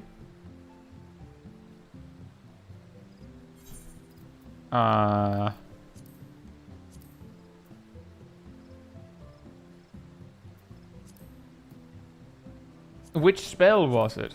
I'll say as it is. Hope you're doing well. The Hokey Pokey is super anti-ley lines, yeah. That sounds about right. I will queue when it says 43.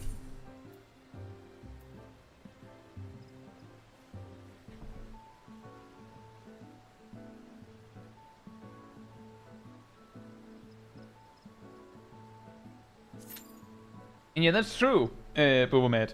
Back in the day, that 03 in was like skipping required possibly like a blue mage or two. Not anymore. Libra spell from Gubal Library Heart? Was that the one? Oh! This is a new Under the Armor, guys.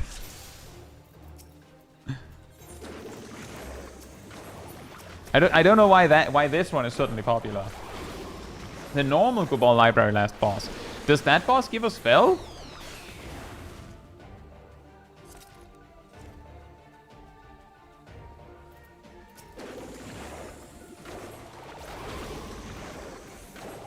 Which one?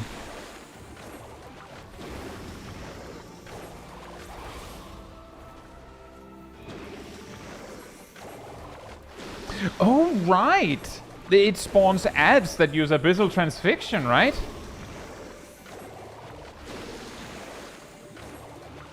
I got Abyssal Transfixion from a live quest.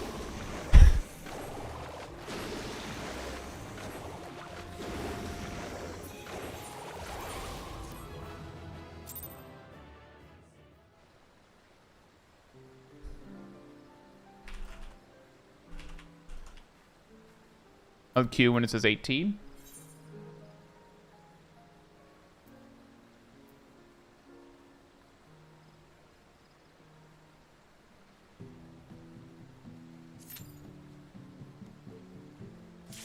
Hey Meowells, hope you're doing well. So your question, Traverse. The newest 2 dungeons are basically a 2 packs wall boss.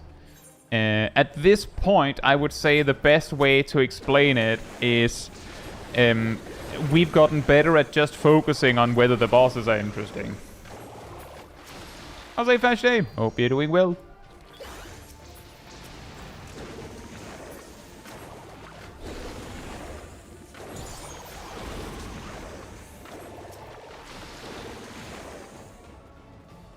And I will say, the bosses in the newest dungeon are very interesting. Especially the second one. In the newest dungeon.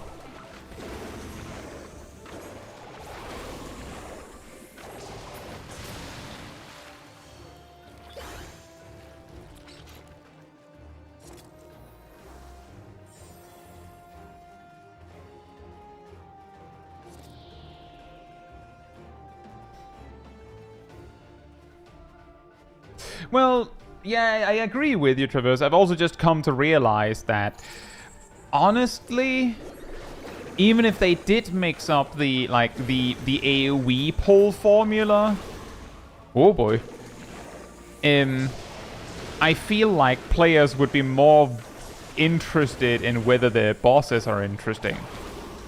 So I can see how they would end up just putting their eggs in that basket specifically. Is the healer dead? They are not dead.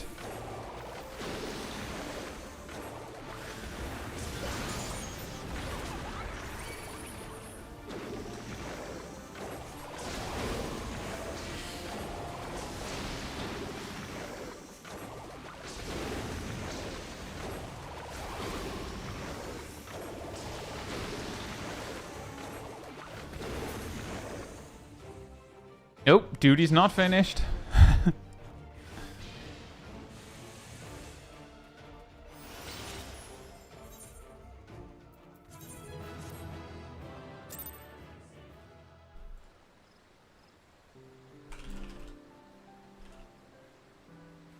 Alcuin says 15.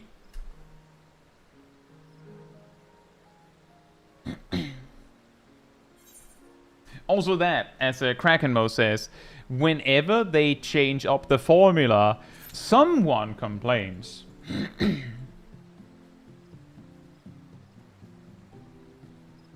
I guess what some players really want is just no walls, right? As Matthew says, let us pull the whole dungeon, man. Just let us have fun.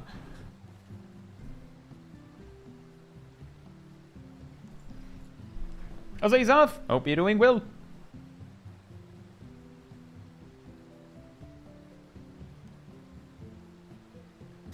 And what I find really funny about the Mount Gold situation is that it leads to a whole different argument, quote unquote.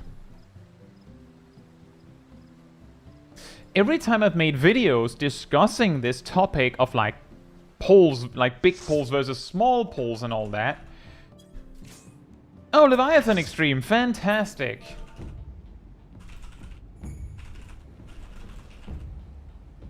Oh, Cat is here, we're fine.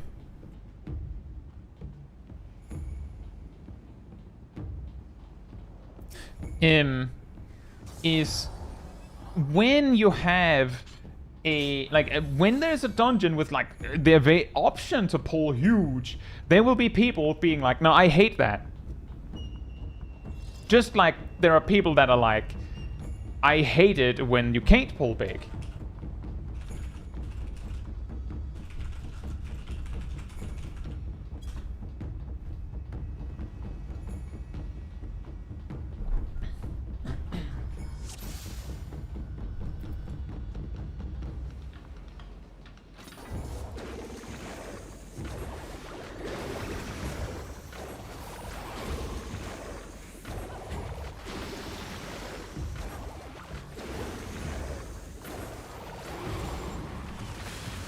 And yeah, I agree, Bobamet. But basically, it's really complicated because based on what I've seen... I should have held some of that. Oh well.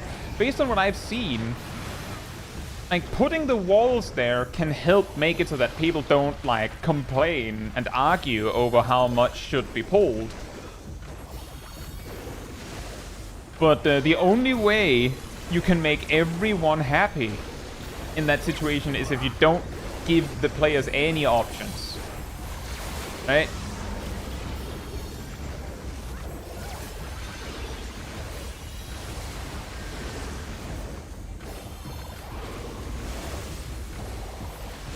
Oh boy.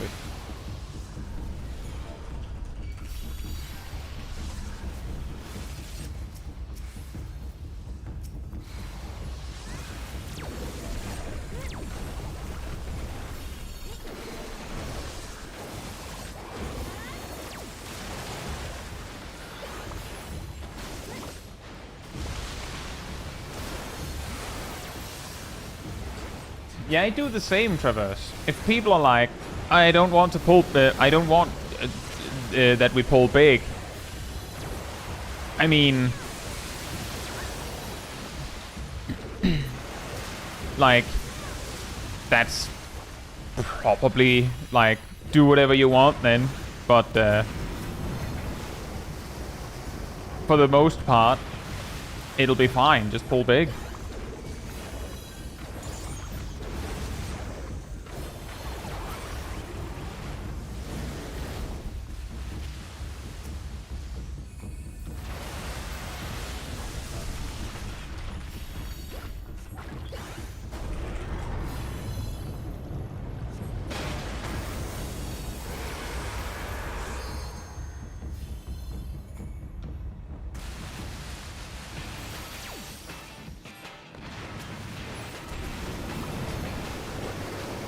Oh boy.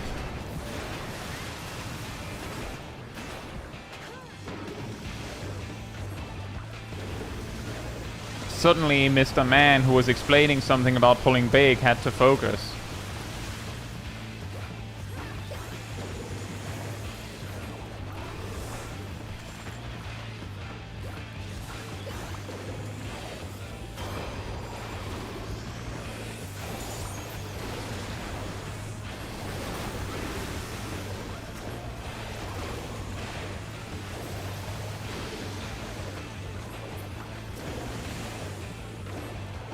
There's no rush to attack Leviathan. He'll wait. If you push him too hard, he'll become invulnerable. So basically just make sure you can hurt the things that matter. Like, load the cannon and make sure you can kill things as fast as possible.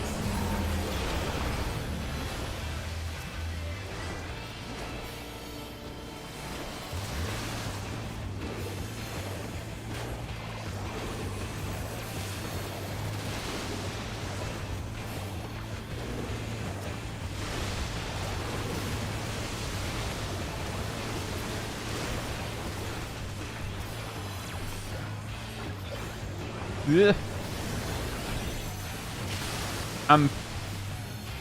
We will not need the converter. We just need to survive this.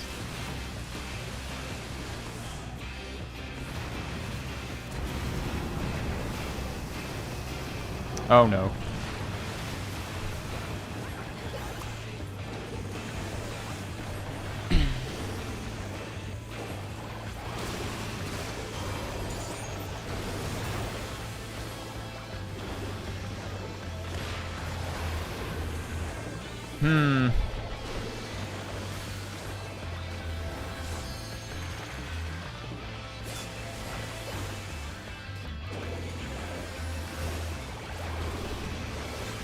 Leviathan, can you leave?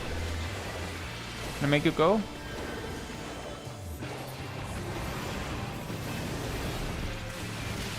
Uh-oh.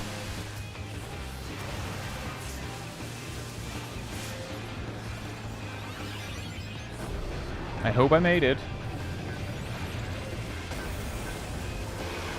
Now, we need to kill a wave tooth extremely fast with this many people alive, and people might not know.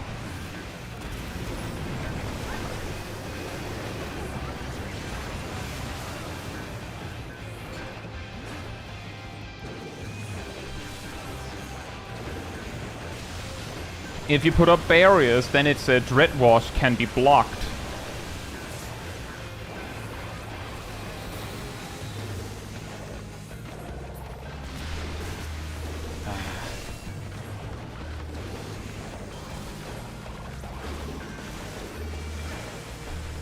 We almost had it.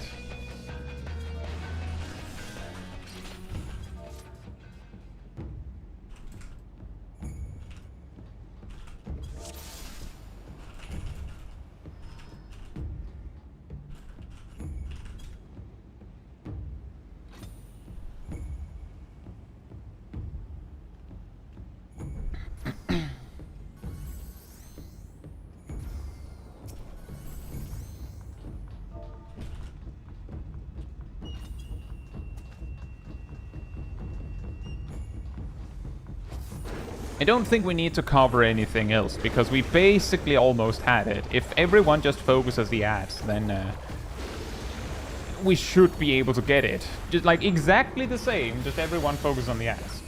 Okay, Cobalt, enjoy your nap.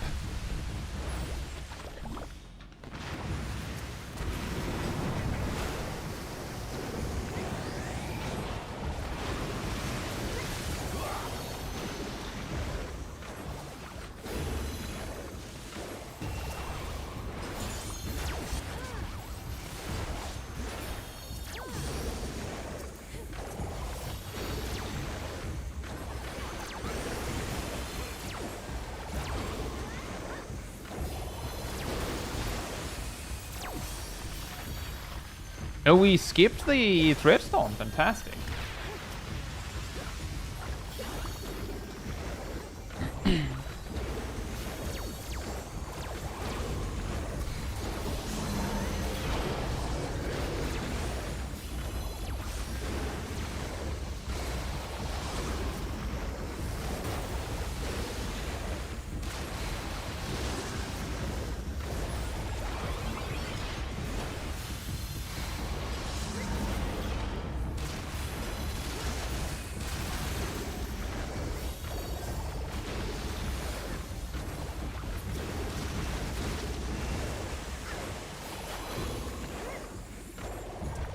Okay.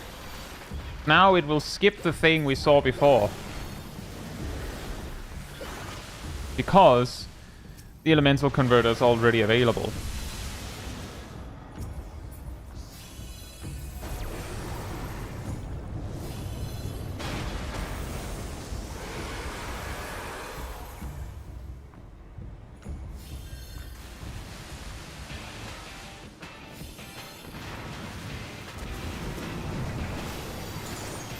That was a very nice rescue.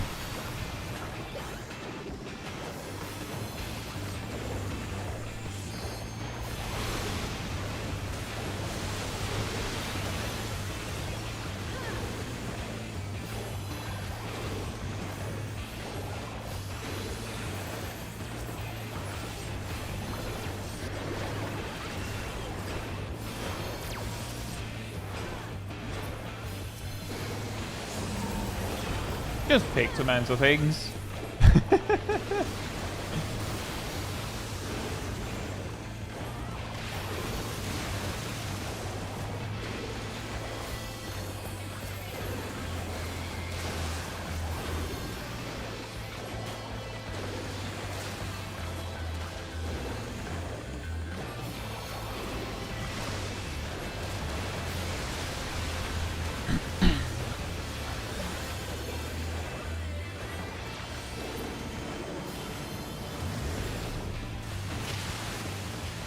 The converter is not available, so we do not need it.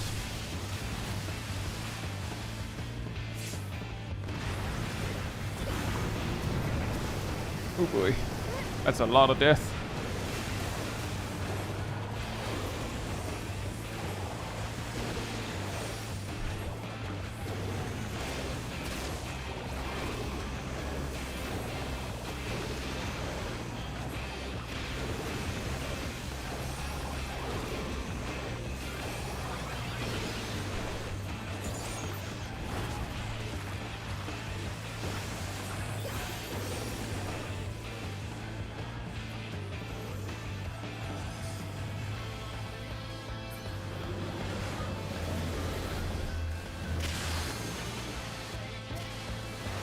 Now the converter's available, so we have to use it.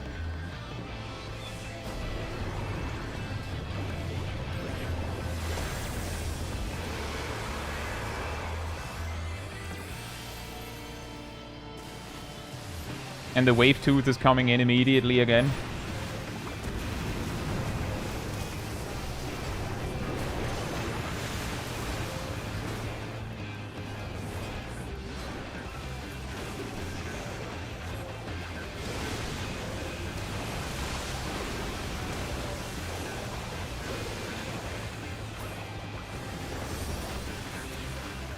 Now we just need to survive, which is very easy to say and not easy to do.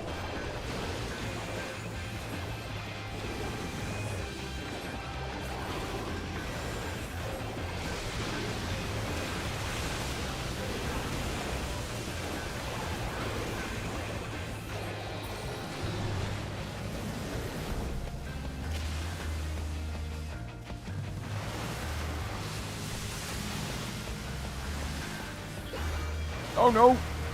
Oh, that was close.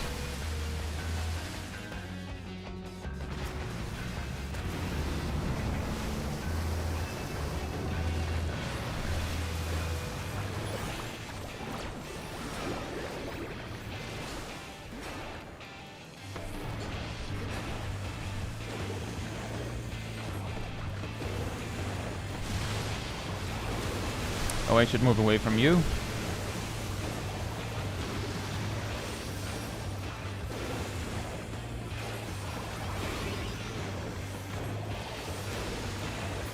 Nice.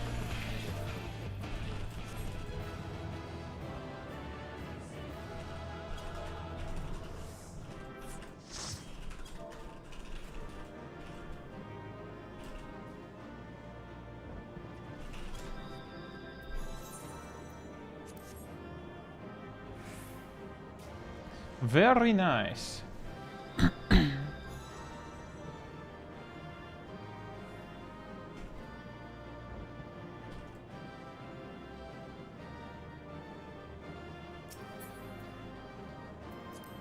Oh, and the mount dropped. What about a splash sound for people falling? And someone else mentioned that too, Ilana. I just keep forgetting.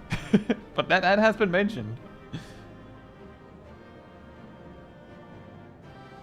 I believe we managed to do this boss with 1 tank and 2 sages.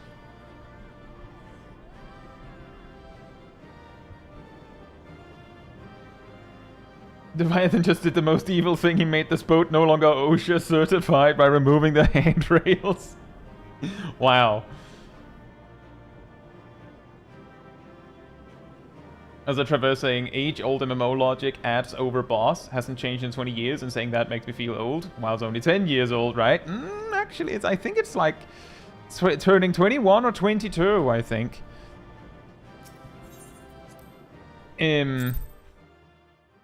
mean, I'm just saying, this has always been a problem. Back before they reworked Thornmarsh, you often wiped because people attacked the king and ignored the ads. They're like, oh, he's dying fast. We don't have to kill any of these guys. And then the boss casts Memento Moogle and wipes you. Like, oh. Huh. It's extra funny when someone just thinks, we just have to kill him faster. So we can kill him before he does that. But he does it at a specific HP threshold, and the damage is based on how many Moogles are alive. On hard. Or it was. Yeah, I'm pretty glad that I was there as Pictomancer. If I was almost any other DPS... actually, the one option that might have been handier would have been Summoner. Maybe. Because with Summoner, I could have helped with Resing. But with Pictomancer, I'm pretty sure I have the strongest possible burst for the Wave Tooths, which... it seemed to make a difference, didn't it?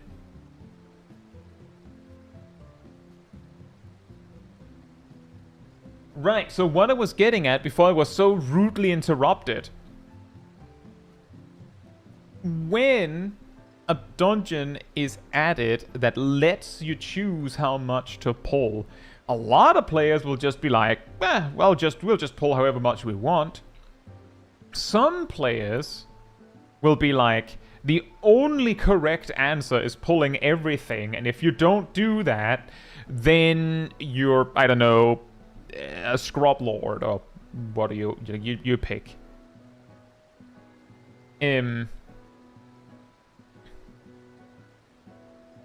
And on the other end, there are some players that will complain that, why do we have to pull that much? Why does it have to be so stressful?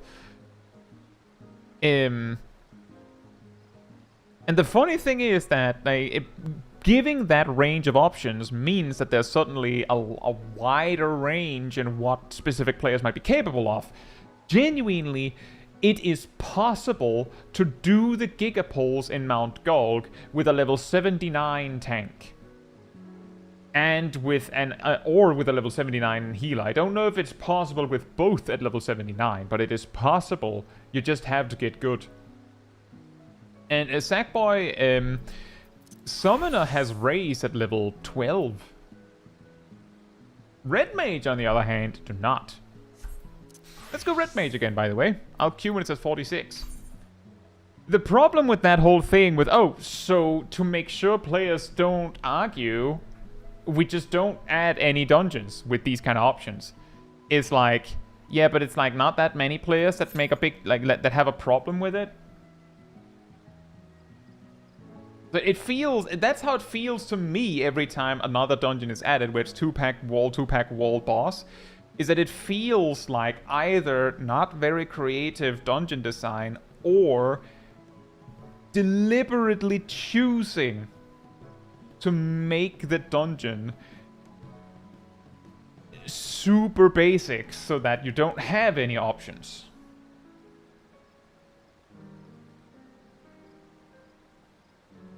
Because if there's nothing to disagree on, then you won't disagree, right? Surely you won't, there won't be players arguing over whether 1-pack or 2-packs at a time is the right call, right?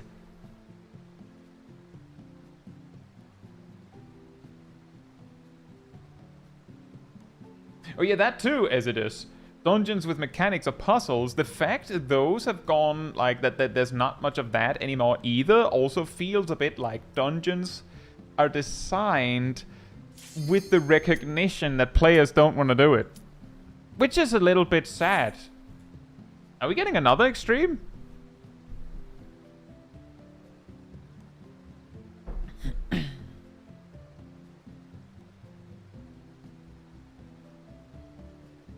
Or maybe we're getting the new trial. We are getting...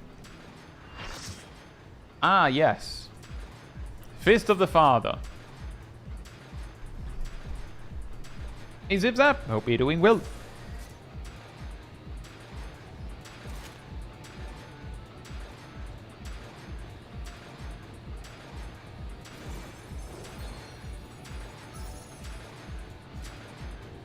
Redmaster says, I've actually seen people report players for pulling too small. Counter to that, actually, Redmaster, I have heard stories of players reporting someone for doing the Giga pulls in Mount Golg. Also, Ilana's here. I've seen stories of players being reported for attempting the Giga pull. Specifically, reporting when it doesn't work. Like, basically the opposite of... Like, I mentioned earlier the whole funny thing with... some people will be like, oh, that person is cheating when they do something that they don't understand how is done. Instead of going, I guess I just don't understand how that's done. In a similar way, they'll see this Gigapole and be like, you can't do that. That's not clearable. So you're trolling. You're deliberately wiping us. When in reality, it's normal for some people.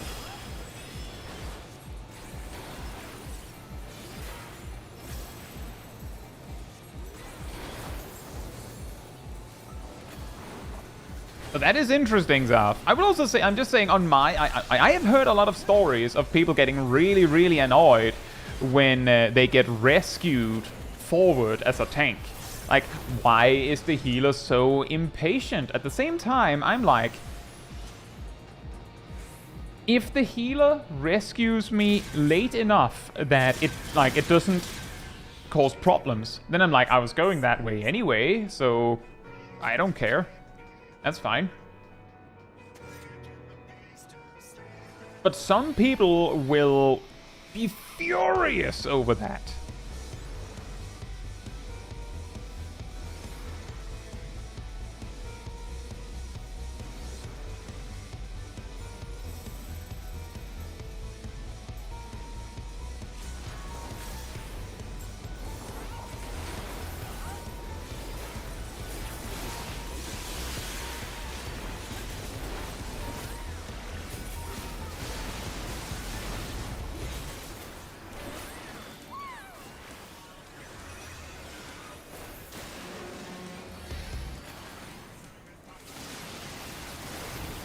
Trailer says, had a tank puller, you pull your tank when the healer rescued him, refused to move from a spot, told us to know our place and follow his pace. Then we kicked and reported. Yeah. That sounds about... That sounds like the most reasonable response to that, honestly.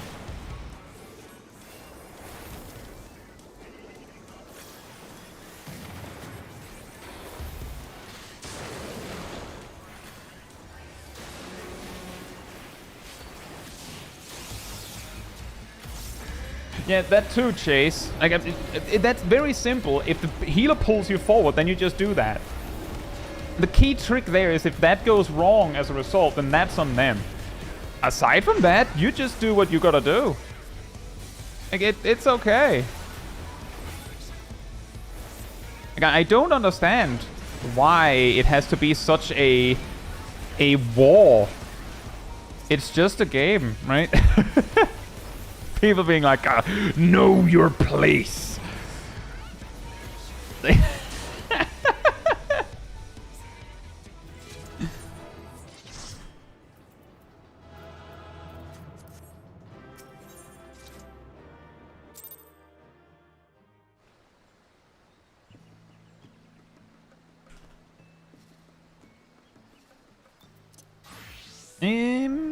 I will queue when it says 50.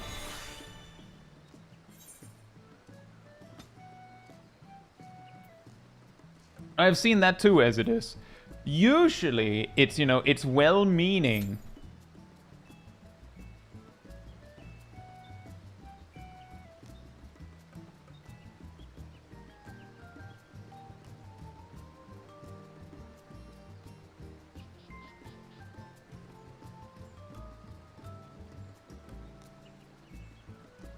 Sounds as I refused to be rescued forward in Mount Golg when I was doing my mentor roulets because I don't trust random healers. Really?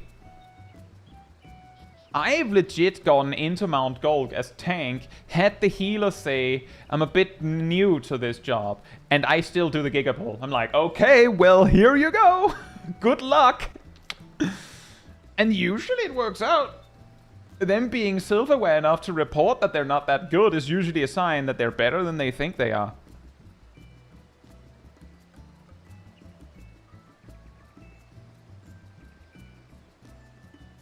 As Atraxus, hope you're doing well.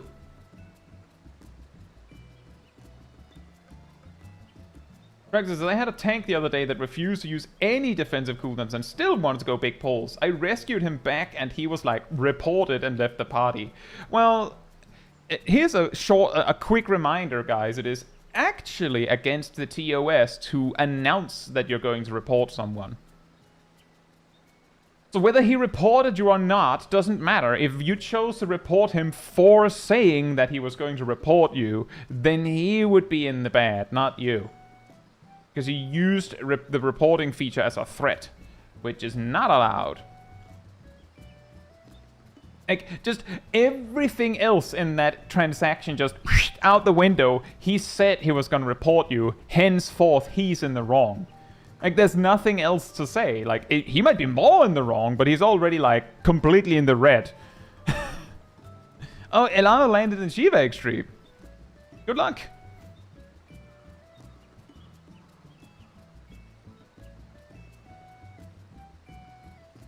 But yeah, I have had tanks that don't use any defensives. Usually, if I'm the healer, I will either try to work it, or I might ask for cooldowns. And if they don't use any, well, we'll see what happens when you die.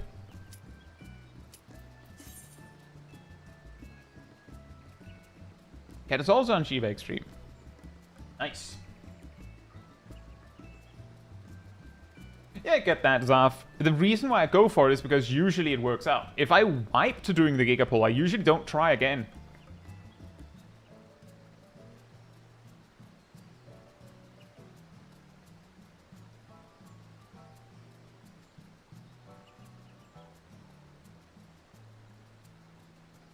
Yeah, that's a good one, Traverse. But if I have to use defensives, that means the healer's not doing their job. Yeah, well, your job is also to take less damage.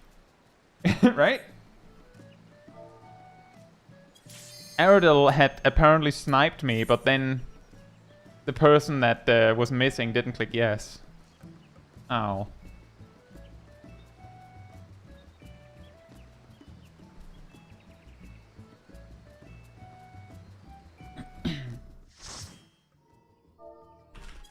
Well.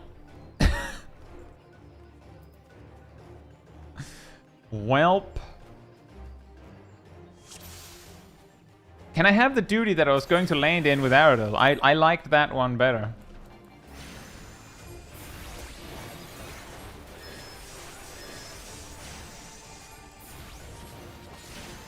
Apparently I'm the tank.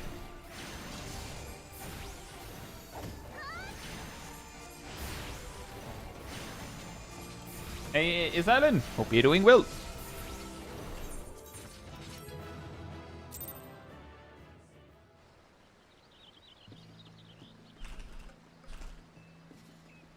LQ when it says 22.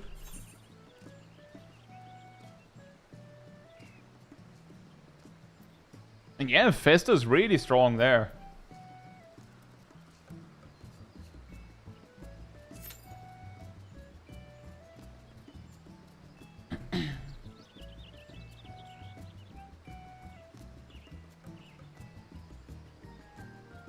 Tank stance is optional for Bogman. Yeah, well, I mean, I think Ham tested and found that every job can solo Bogman and ignore the ads entirely.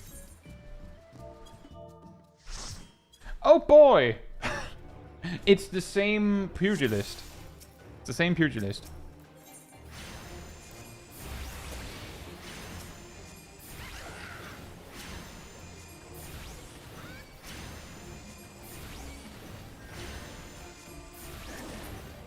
Oh, that's a knockback.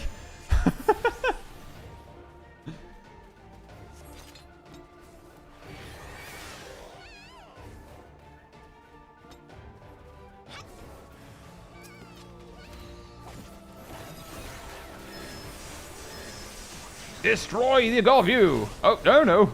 That's probably a knockback as well.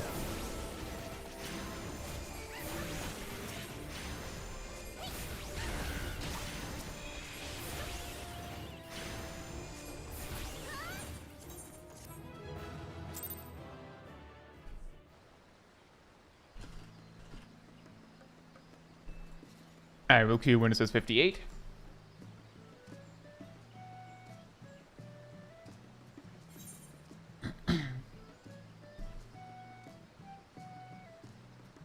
Gondor. The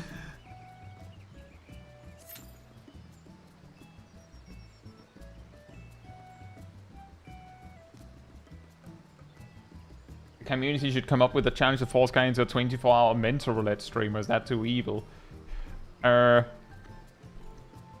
That could be really funny, but that's a really, really long session, isn't it?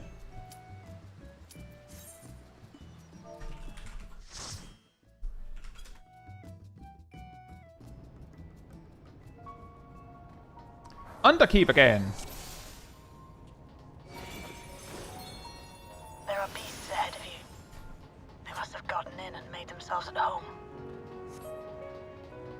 Can anything be soloed without a job done? I'm pretty sure that certain classes can solo as Tasha.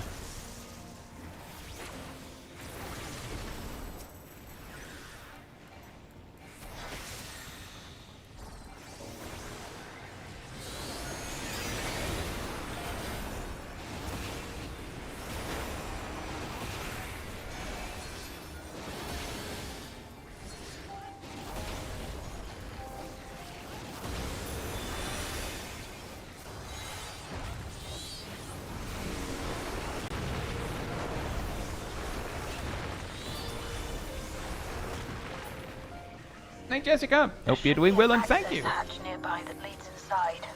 Look for an opening.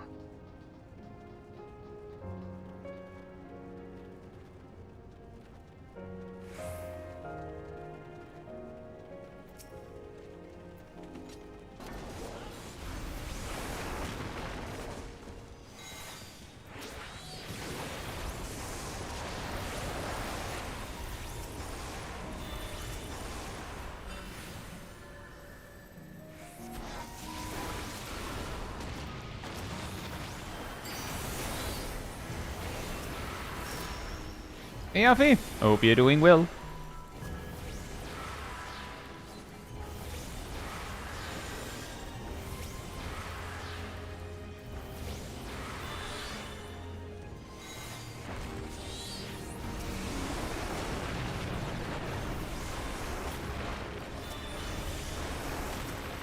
Me over here hallucinating because I can see follows in my private version of the overlay. But you can't. I should look into that. Big. You'll have to deal with it to continue on.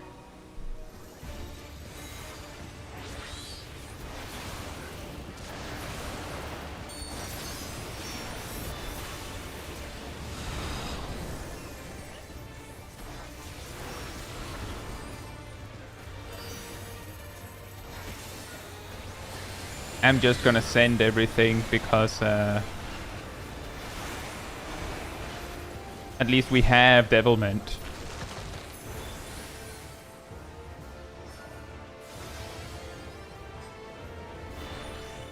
Hey Marcus, hope you're doing well. Thank you. Oh boy.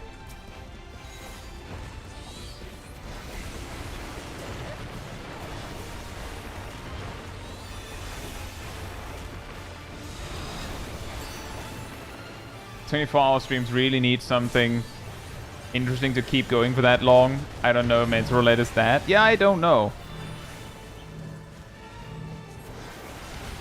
I don't know either.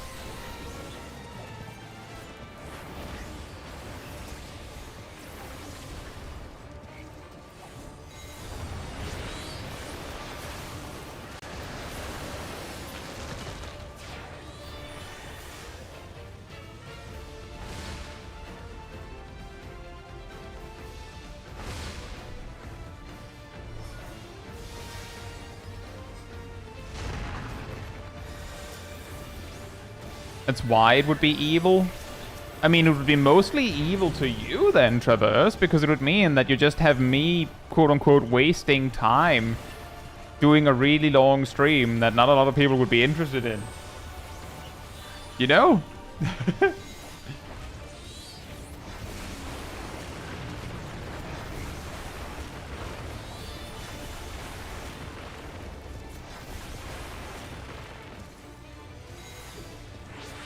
I could see hypothetically a case where if everything happens to align so that it makes sense, I could absolutely see like a super long stream.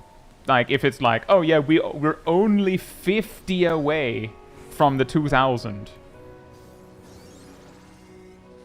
The big problem is that 50 away could mean you're done in like 6 hours. But it could also mean, yeah, good luck.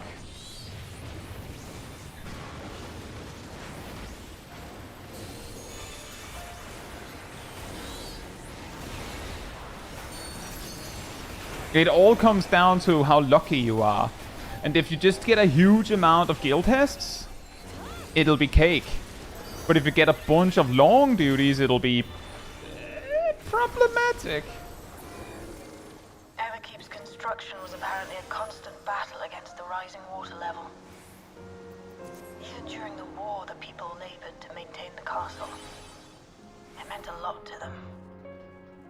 It's upsetting to think that Necrophys, I don't recommend 24-hour streams in general. Yeah, no. Hold on. Someone's got communication. Step alert. We already have bingo cards, what do you mean? Maybe we should have a mentor roulette specific bingo card. I don't think we have that, do we?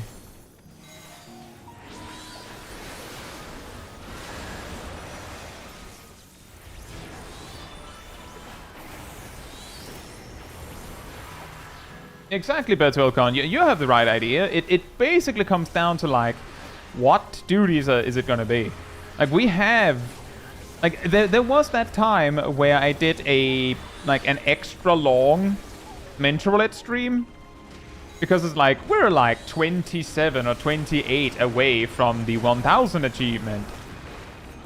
And it took all 6 hours to get those duties done. Like, we just barely managed. Then, the next mentor roulette stream that followed, we got 27 in 3 hours. Like...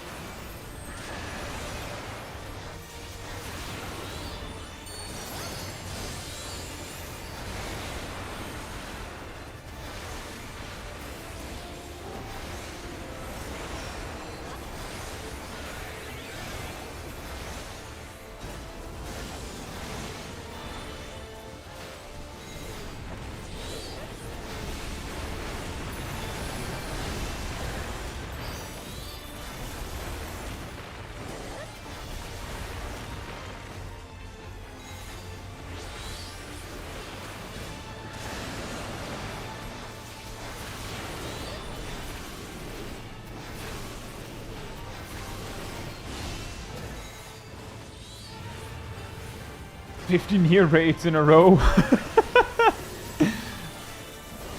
I'm just saying, on that stream where I was trying to get the 1000, if it had gone to, like, I guess, like, maybe midnight, I might have just gone, nah. And we weren't close. I would have been like, nope, you can't do it. That would be the problem with doing, like, a 50-duty marathon mentor roulette, is that it could just not happen. Like, you could just randomly be given duty, so it can't happen. You could also get it done in no time, because you just kept rolling guild tests.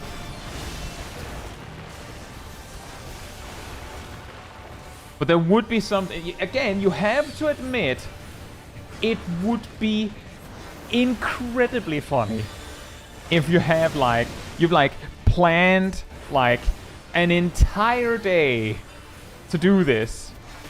Like, you're ready, strapped in, ready to party, 50 mentor roulettes, and then you just get under the armor 50 times in a row. That was hardly a challenge, I see. You will show me more. It would be incredibly funny.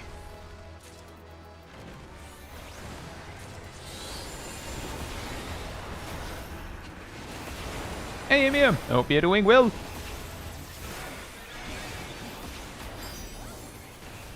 Could be done in an hour. Yeah, exactly. That's why it would be so funny. It would be reminiscent of that time where Preacher fell for the old Cape West Wind.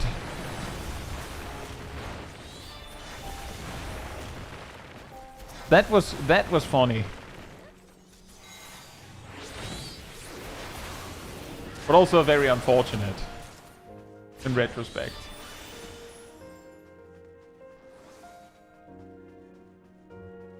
Naomi says, I don't know if it would be good content as such, but it would be... Exactly, it would be really... Exactly! It's like if I sat down to record Mental Roulette and I got 50 guild tests in a row, I would be like, well, that's an easy meme video, I guess.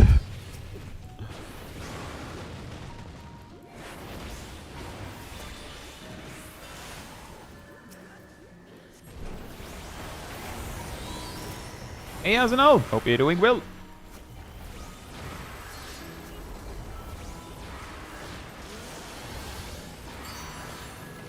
Oh, it's stunned over here.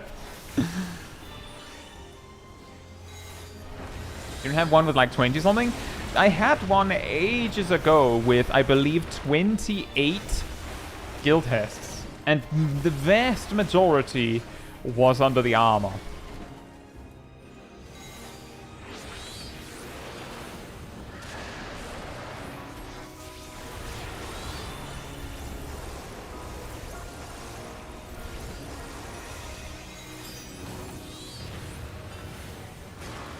Yes, this old Cape Westwind was my favorite ultimate raid. It was real hard. I'm just saying. I had one time with old Cape Westwind where we almost got in trouble. The problem is that the fight takes so long for something to happen that if that the average party just barely managed to kill him in time. The first thing that happens that matters is that he summons ads from the back, so like healers and casters will suddenly get ganked. And like a moment later, this machine has long guarded these crumbling he will start casting like a colossal circle AoE on his location. So if you're not running in advance, you're gonna get hit and you're gonna die. How will you handle Hey this? Tanuki! Hope you're doing well.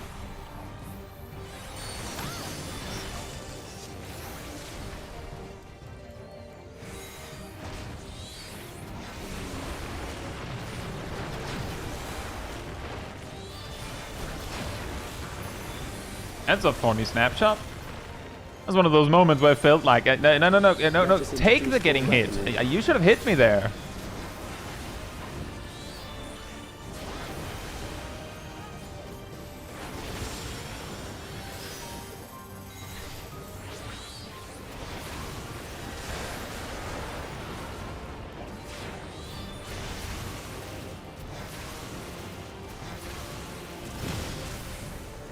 Nailed it. Let us see what this yields.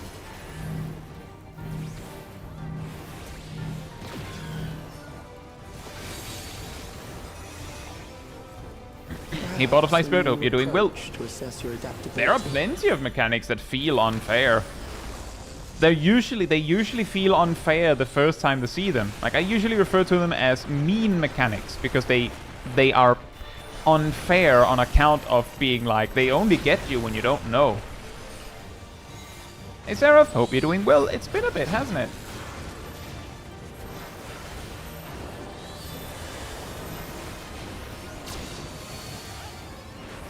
Still alive. How unfortunate.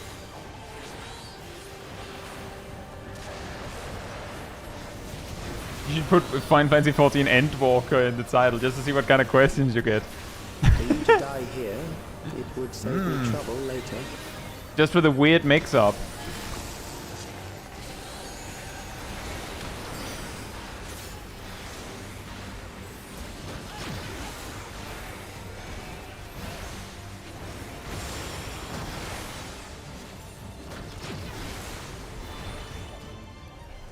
Hey Dinky, hope you're doing well. It's been a while for you as well, hasn't it?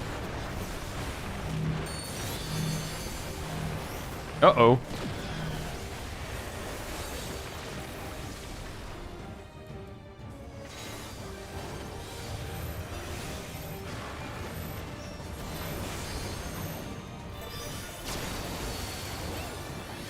I'm beginning to understand how you were able to defeat Queen Eternal.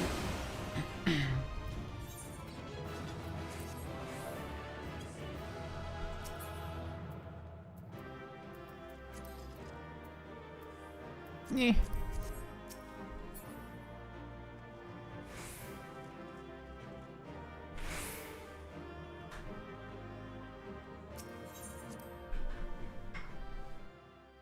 So your question, Tanuki. So the question is, in Party Finder, if I set Master Looter and say I'll give X thousand gil for mount, but if I ditch after completing the run, is this reportable? Yes, it is. Any agreement that you make in-game is binding, technically, in that sense. Which means that if you are hosting a group and you're offering to pay people to do it with you, if you don't pay when they then fulfill their part, that is reportable. If you word your deal very specifically, you might land in a position where it could be argued that the people helping you should have known better. But largely speaking, if you promise a reward in-game and then ditch, then they can report you and you can get punished. What I mean by they might have had to read the fine print is if, for instance, you say, like you make a Party Finder group, you set Master Looter and you're like, I'll pay 200,000 gil for the mount if it drops, then technically there can be like a gray zone of you do the clear, the mount didn't drop, so agreement held, no payment without a mount. But there is something to be said that sounds like a scam. Especially if you're hosting the parties, like, presumably run until you get the mount, and the people that joined you are there to help you to get the mount, and then they get paid, right? If you then leave after one run, like, you basically set it up so conveniently that I'm pretty sure that a GM would side with the reporters and saying, you know that that's basically a scam. Like, you know that you're tricking people. And also there's the possibility, if you try to word it like that the GM goes, well, you basically promised money for doing runs. Even if you technically worded it such that that's not what you promised, doesn't matter if the GM deems that that's what you meant. That's also a good one, Kat. You said if it drops, not if you get it. But yeah, long story short, Tanuki, don't even try it. Yes, it is reportable. This is also the reason why some people that do these kind of scams basically try extremely hard to make the agreement with you on Discord. Because then the agreement wasn't made in-game.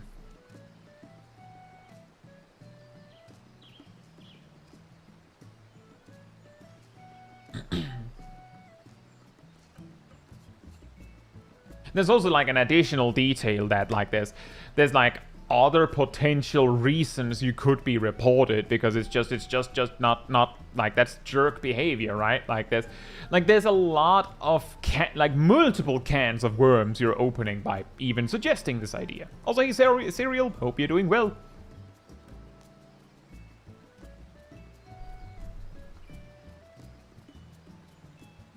That's when you reiterate the agreement in the chat before you start the run. I feel like the amount of reiterating you'd have to do to make sure everyone understands what the plan is reaches a point where someone goes, wait, are you suggesting that if we do the clear and there's no mount, you don't pay? And you go, yep. Then, like, you've basically, like, completely ruined the point.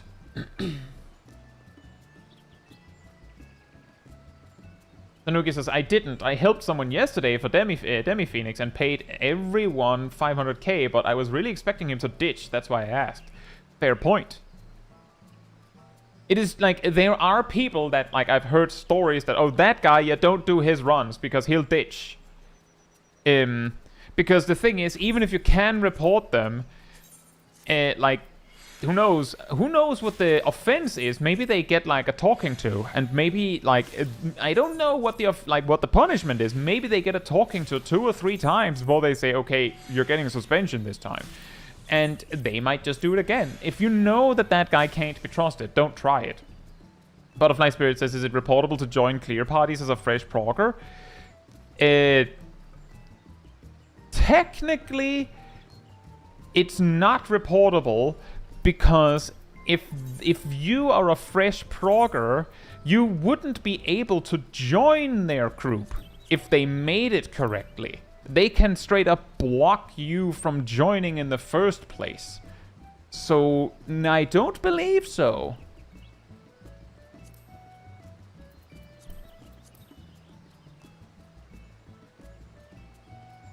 Good luck, Dyson.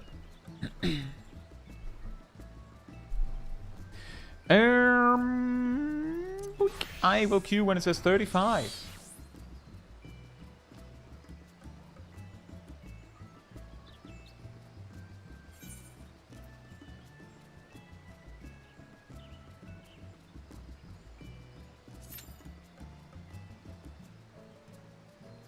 Also, that's a good point, Seraph. If someone else got the mount when you said Loot Master, then you only have yourself to blame.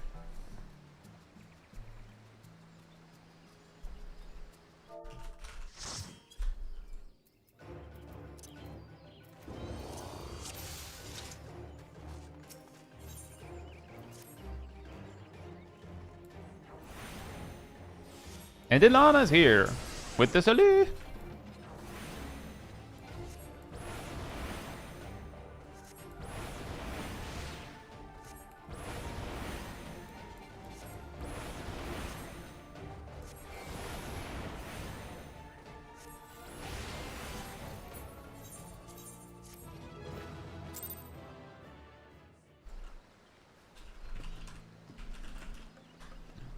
I'll queue when it says on the hour start.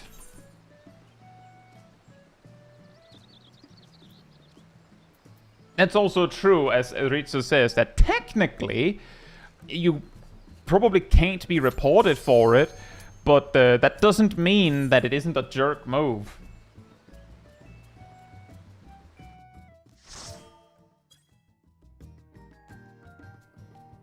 Ooh, bottom's metal.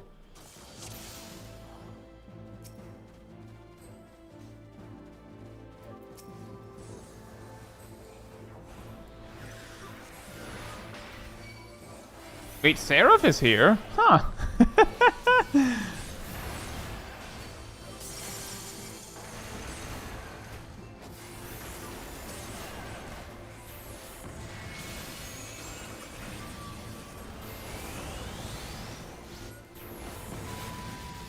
Is it reportable to join blind parties while not being blind? I don't think it is. Like, not necessarily, but, like, I mean... Like, there isn't strictly a law that says you can't, but there's a lot of, like, player behavior-related things that you might be breaking that could lead you to being reported anyway.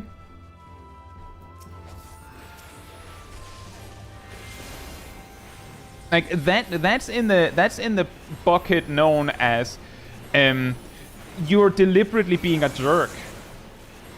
So, like, depending on context, you could end up in hot water. I don't think you can actually get, like, punished, but repeatedly being a jerk itself could actually possibly let you end up in a bad situation. So don't do it.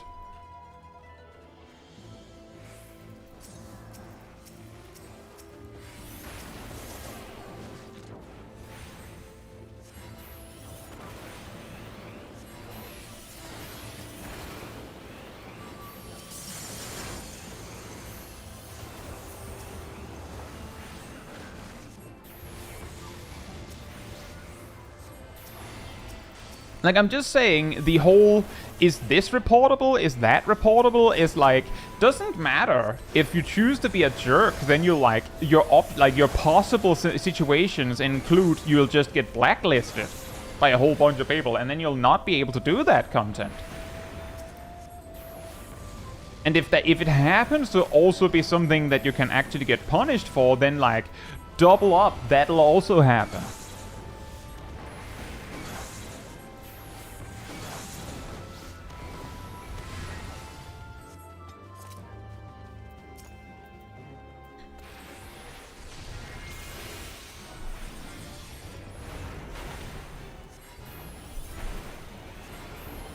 Good luck, Zeph.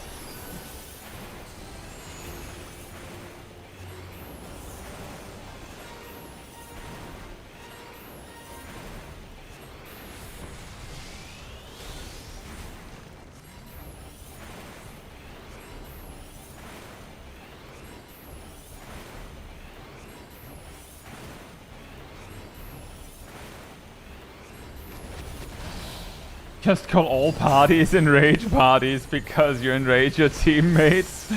Wow. Yeah, we managed to reach enrage. What do you mean? We barely pulled the boss. Yeah, well, you're mad, right?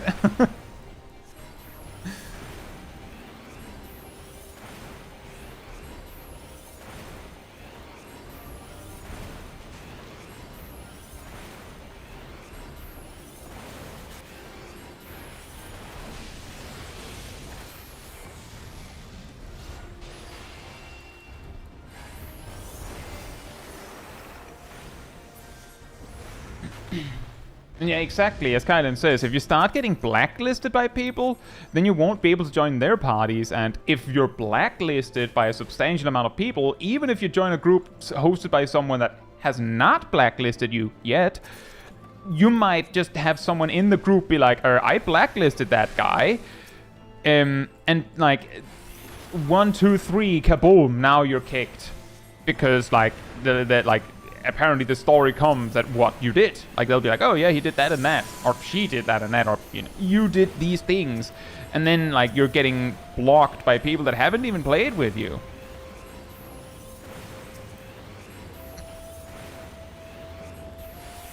And a name change will not help, because like I'm pretty sure that the blacklist will follow you.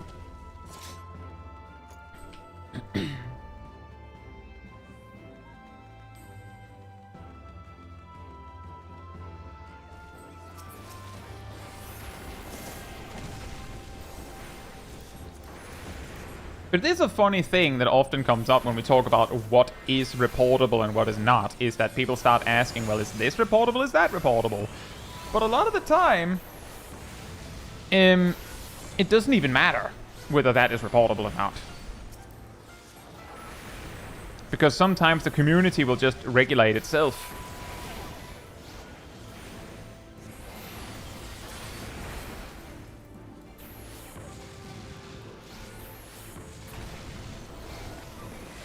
Like, sometimes what the terms of service and whatnot, player guidelines say is and isn't allowed doesn't match with what players think should or should not be allowed.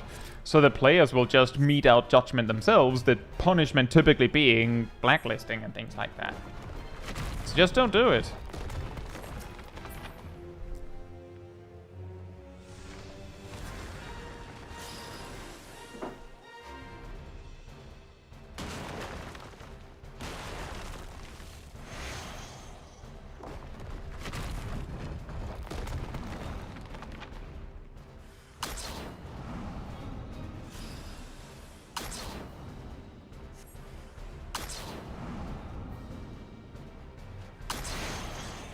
But it is sometimes funny to talk about what things are and are not reportable.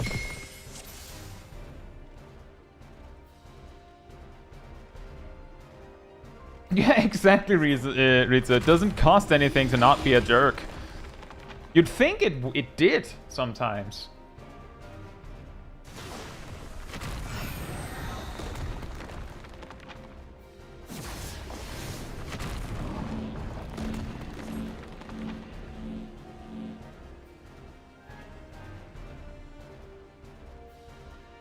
I feel like I'm being chased.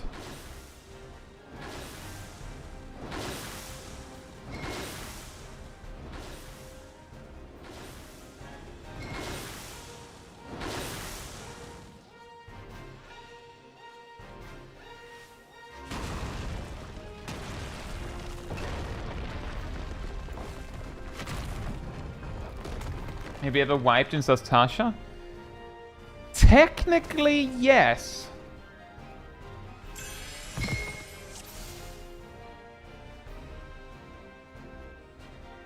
However, the technically is very significant.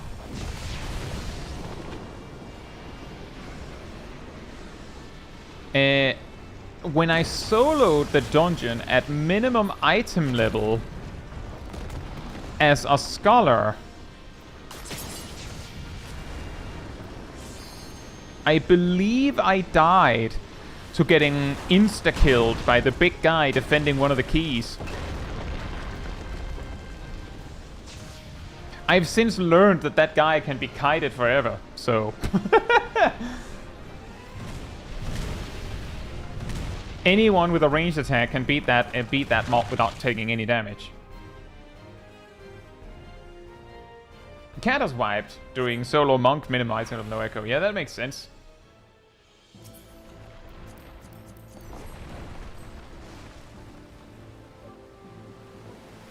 Yeah, that makes sense, Boobermet. Cannon says, I've only made some reports. One of them was for healer rescue in the newest Alliance raid, where a healer rescued the tank for 5 wipes on the knockback tank buster until they were kicked. Yeah, that seems like a pretty reasonable report. Does blacklisting insta-pullers actually do anything?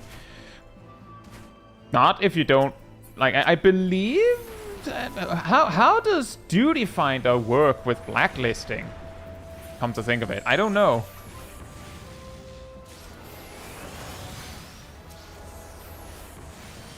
It doesn't. Well, that's why you report them. Cool. That is a report angle, as you can see.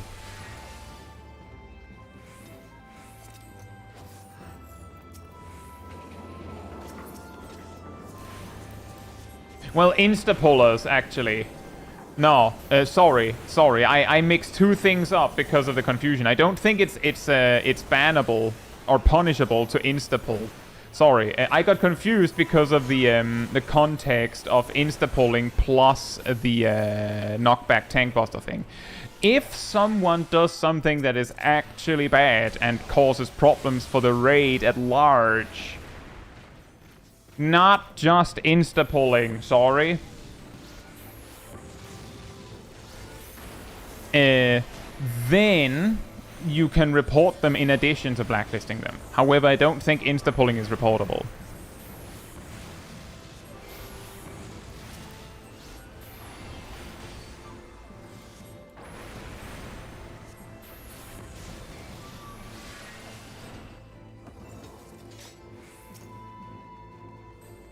But, like, there's context.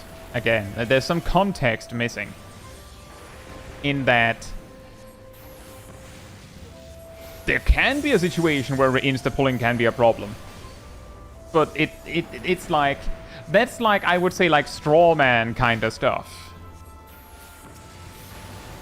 Like, you specifically build the exact situation.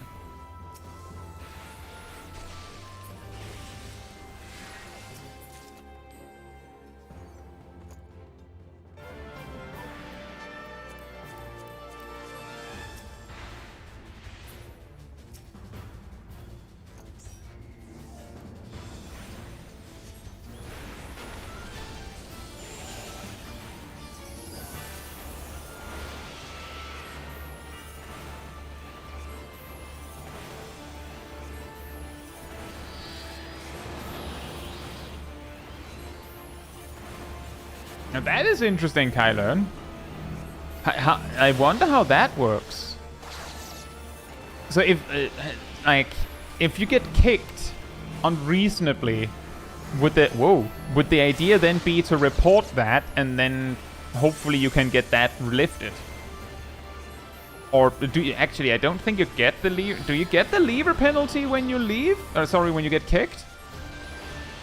Does anyone know?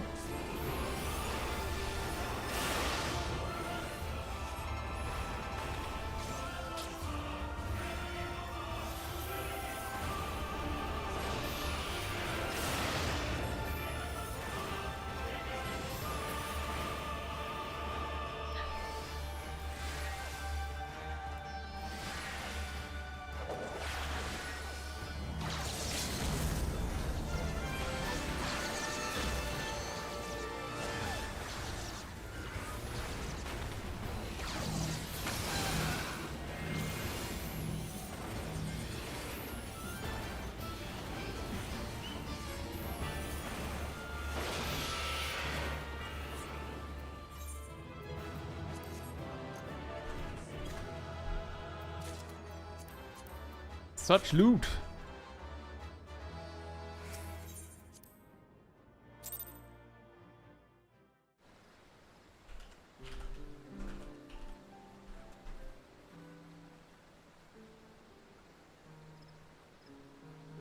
You don't get it from being from getting kicked, but the person mentioned that they started to get bullied, so they just left. Yeah, I get that.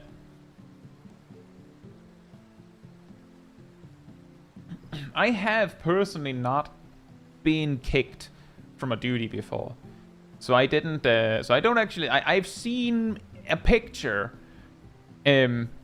recently of what it looks like. I believe it says in the chat log. It says something like you have been evicted from the party and the duty, or something like that.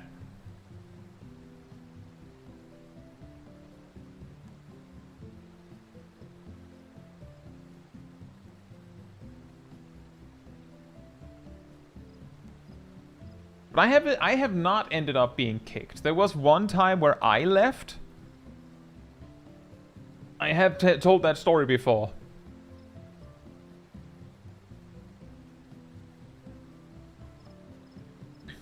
I don't remember if the word was evicted.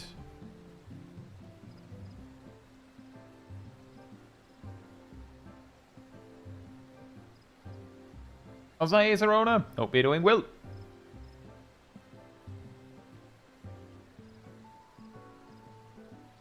The one time I left, for those that don't know the story, I was playing healer, landed in dead ends at some point in Endwalker. My tank was a Dark Knight. I believe it was before they made Living Dead actually heal you, like when it was activated. And the tank was basically using 0 defensives. Nothing. So that meant that I was basically spam healing just to keep them alive. So I asked them if they could use some defensive cooldowns. And that was like after the first big pull.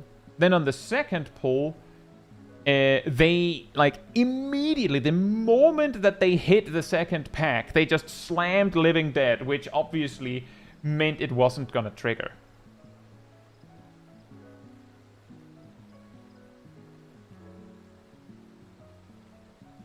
Like, it was perfectly timed, so it wasn't gonna do anything.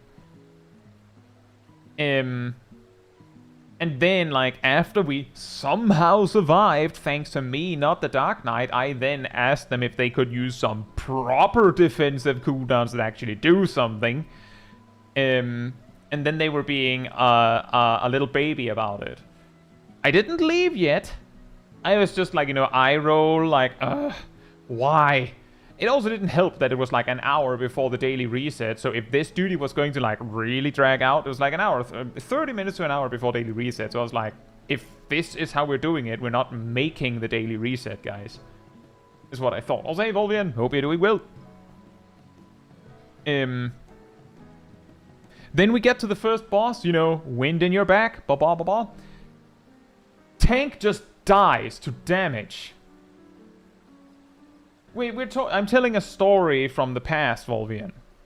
The legendary Dark Knight that with the group that I left. I rest the tank, they get up and die again. And then we shortly after wipe. And the DPS then apologized to the tank for something. I don't even remember what. But I was sitting there thinking the tank didn't, like, they didn't use anything. They didn't even try to survive. And they just kept being a jerk about it. So I just left. I was like, no thanks, I'm not doing this.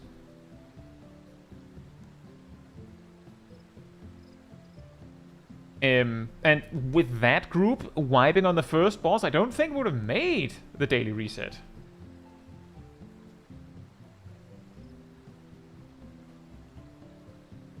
Cole says, do duty finder duties count when you clear? In Savage, you can cheat a reset by restarting your lockout right before reset and get another lockout that counts towards the previous reset. With daily roulettes, what matters is whether the daily reset happened before or after your current clear. Which means if you enter while it looks like this, you know, with reward already received, but you finish after the daily reset, then you will get that daily reset's reward. If it looks like this, then you will come out and not have a daily to do anymore. This doesn't really come up much, but some players will abuse it to dodge a specific front line. Because that means that if you hate Shatter, for instance, then on the day where it is Seize, you do it, and then like 20 minutes, maybe 10 minutes even before Shatter, if you really want to be sure, like before the daily reset happens, you queue in, enter Seize, Shatter becomes the daily, you finish Seize, you get your daily reward. And then you can just skip Shatter. Some people do that. Not necessarily on Shatter, but like they'll use it to dodge their least favorite or their most hated frontline. So you can do that. Cat uses it to dodge Secure. In Savage, it counts towards the reset you enter the duty in. It never came up for me. So I didn't know that.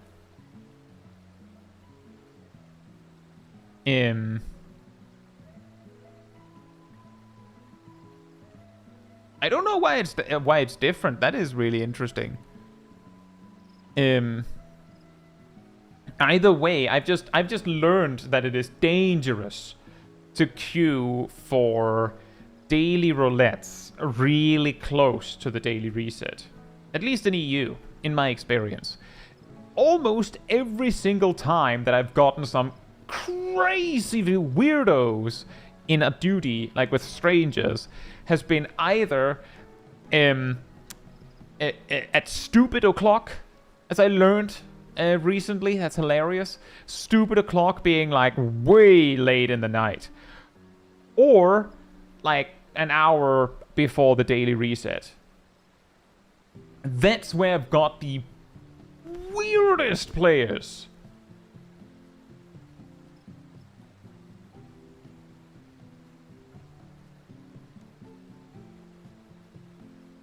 Stupid o'clock is gamer hours in like every game on NA.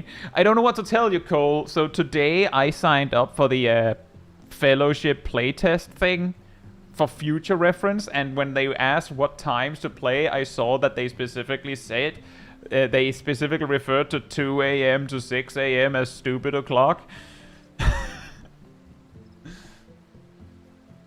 Azale, hope you're doing well. And I don't know why. Like, I'll say there's also some really power gamers that appear at those times sometimes, but I'm like, apparently it's like coin flip. You could equally get some crazy person, or you get someone who's a gamer. You get all the unemployed people.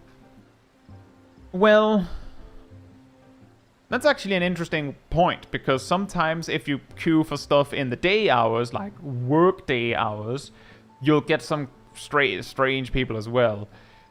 But I feel like it's less consistent there. But the explanation there being, well, you get the people that don't have a day job.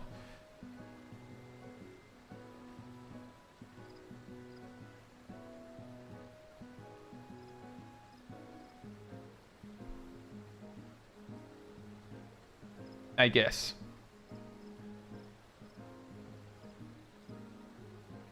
Not necessarily the unemployed.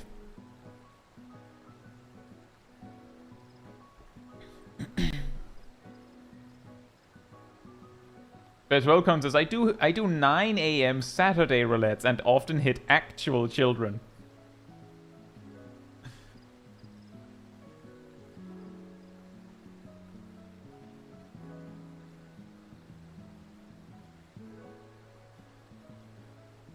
Imagine playing mental roulette in the stupid hours. See, that is actually when Traverse suggested a 24-hour mental roulette stream. That would probably be what would get where it would get really interesting. Is doing it at the normal times of the day. You're just like,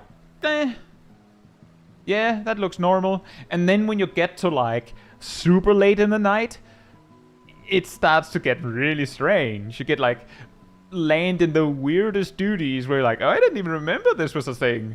Things like that. And then when it starts to get to day again, I don't know, you start getting guild test spammers. That was actually what incentivized me to start, like, if you go far enough back, there was a specific point where I started specifying when I queue for mental roulettes. Before that, I usually just queued in the afternoon. But then I realized that some players do this thing, I've mentioned it before, where they will actively try to force guild tests. As in, you'll have someone queuing for mental roulette and you'll have someone else queuing for guild tests. And they'll be like trying to queue into each other. To like fish really easy queues. The best time to do that is at a time where there's not a lot of other players queuing for stuff. You know, increase the probability that you land in that duty in particular.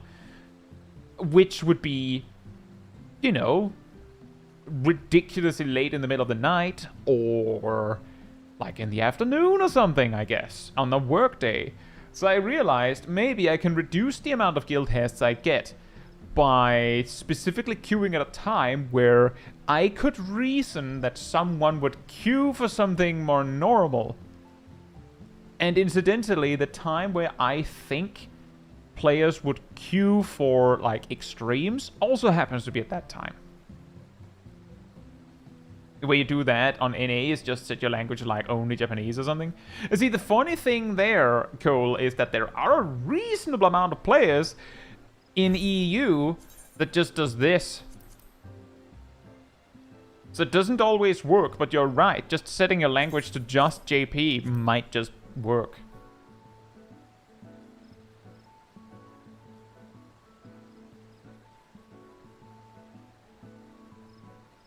My settings are only English.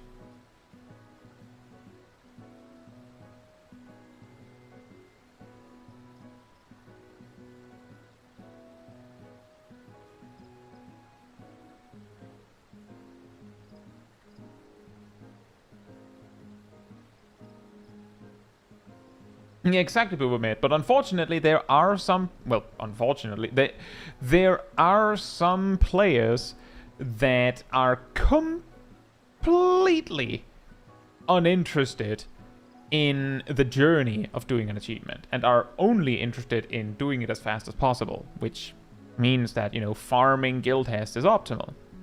And yeah, that makes sense, Boobermate. The reason why I don't have any other languages set is because I can't speak German or French well enough for it to be helpful.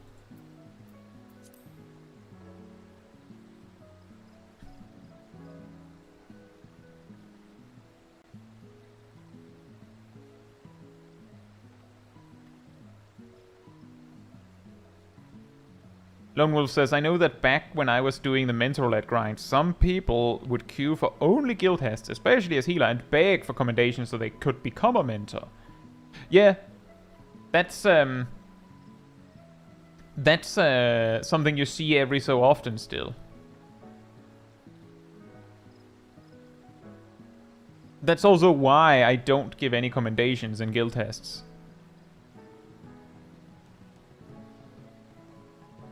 Because some do exactly that. And yeah, it's still a thing.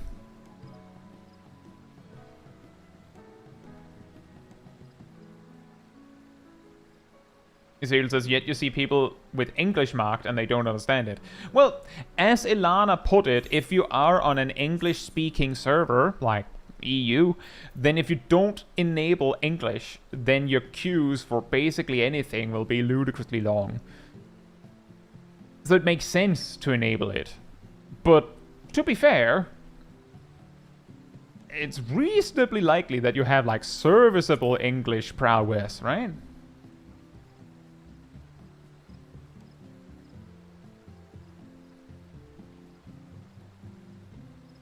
But yeah, it's a really funny ecosystem where there are people specifically queuing for guild tests to try and farm commendations, and then you have mentors who are like, ah, sweet, free clear, nice.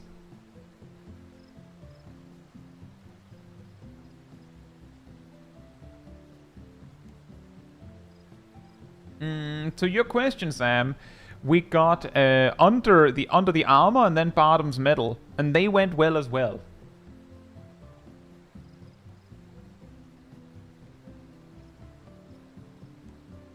Parents says, I give my comm to the highest DPS.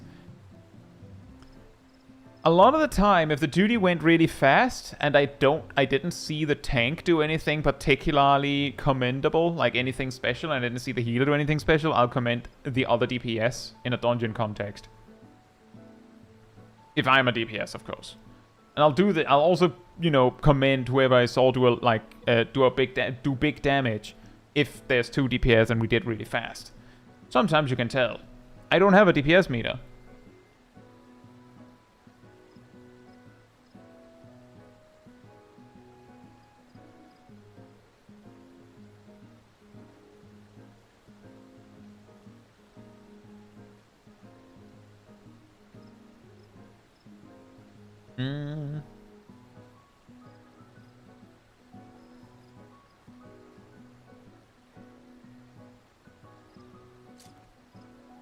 Unfortunately, I can't give myself a comm a lot of the time. Well, you can never give yourself a comm, so.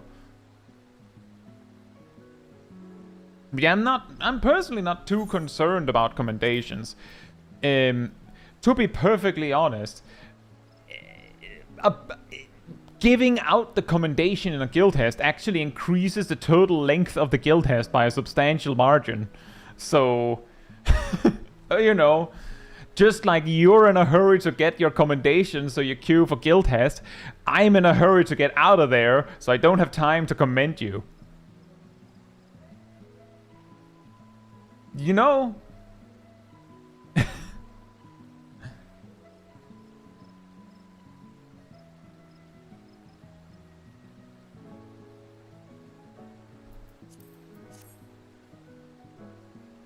Like, I'm just saying, I think there are better ways than spamming guild tests. But I don't know how quick the turnover rate is. I don't know how many commendations people get. Like, if they're just going, well, like, numbers say that it should be optimal. There are the most possible commendations coming out per hour by spamming guild tests. Also, thank you for the follow, isn't it? I'm wondering what the commender rate is for the like how likely is it that people will actually commend you in those duties? Which is why I say, like, if you're going to like spam duties to farm commendations, play as a job where it's more easy to do something noticeable. A particular one I always recommend is go Astrologian. A lot of the time when I'm Astrologian, I end up getting a commendation from each player that I gave cards to. presumably. Like, I don't have the names, but I'll be like, oh, there were 4 DPS and I got 4 commendations. That's weird. What a coincidence. So, like, do that. Play jobs that are more noticeable. And then do duties where you can do something noticeable. And then aim for something that is fast. Oh, and also portrait game on point. Make sure you have an awesome portrait. And I've been told that edgy glams don't work. People don't care. Do something silly instead.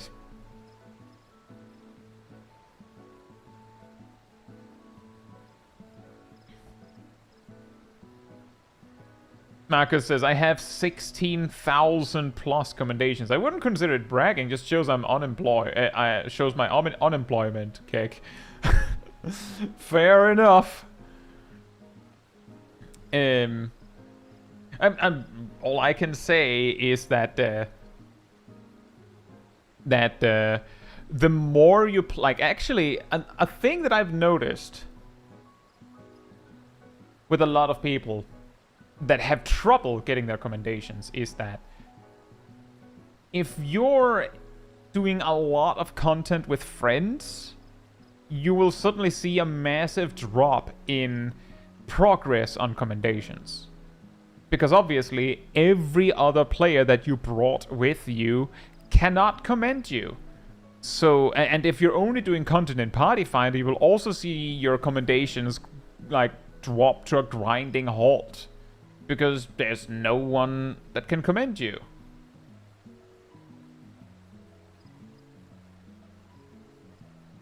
Like, I'm pretty sure I qualified simply because like, back in Shadowbringers, I basically solo power grinded every job to max level by just spamming duties and all that. Just do content over and over and over again with no pre-made, just alone. Turns out that increases your chances of getting commendations massively. Also, Mia and Milk, hope you're doing well. I get a lot of comms. That is also a good one. If you're still a Sprout, that one is like also a commendation multiplier.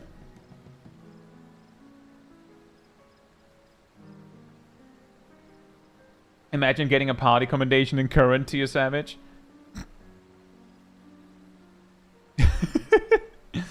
Hey, Ebenhard. Hope you're doing well.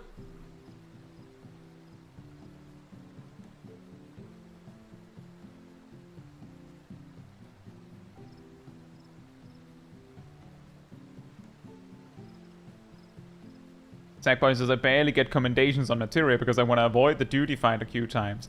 That is an interesting problem to have on Materia, and I guess maybe on... Well, Dynamis can overcome it by just going somewhere else, but on Materia, I've been told that the meta strat is to, like, make pre-mates and then do content.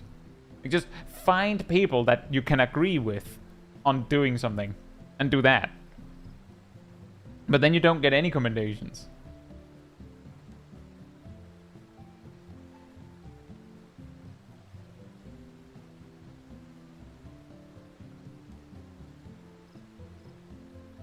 Is there a point to commendations past the minimum for mentor? When you hit 3,000 commendations, you get a mount. That's the last point. After 3,000, they do nothing.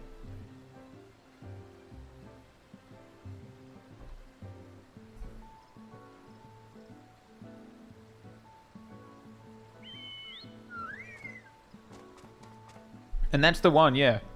Has a funny hat.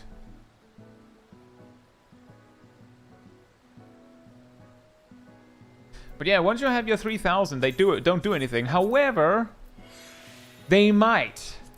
Maybe one day.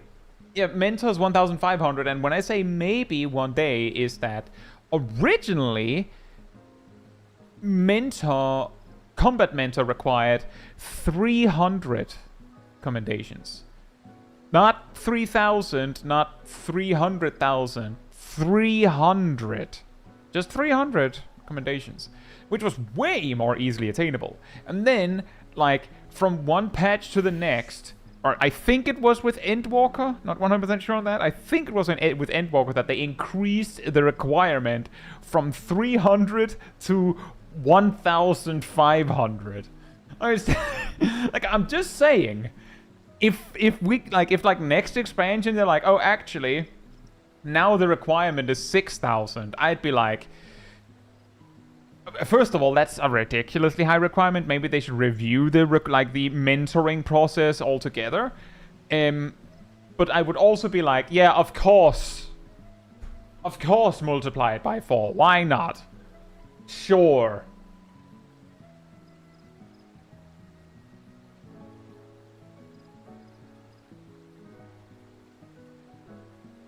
And that's also true, Marcus. If you do primarily trials or normal raids where there's like 7 people that could commend you, that can help.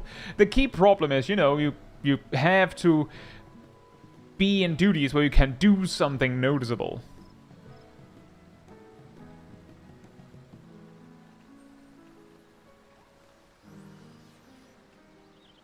Shai says, if you had mentor before that change, did you keep it or did you have to grind to 1,500 and assume you didn't have enough? When they change the requirements of being a mentor, you get to keep the crown, or I believe when it's I believe you get to keep it for like a month. But you will be blocked from mentor roulette. I can't remember if you get to use novice network. I think you do. But, like, they let you stay for, like, a month. And then you have to, get the requirements. Because technically they increase the requirements every expansion. With Dawntrail, they made it so that you have to complete the role quest line for tanks, healers, and a DPS. Which, of course, implies that you need level 100 of each. Yeah, exactly, Azil. You just have to get 1,200 more commendations in a month. Easy, right?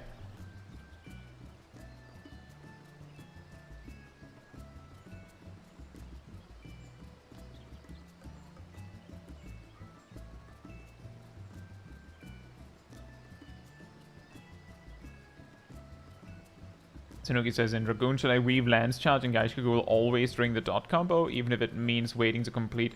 No, you use, like, basically in the opener, you use it where, like, during the opener, like, you set up your damage buff and you do Lance Charge and Gaishkagul and all that.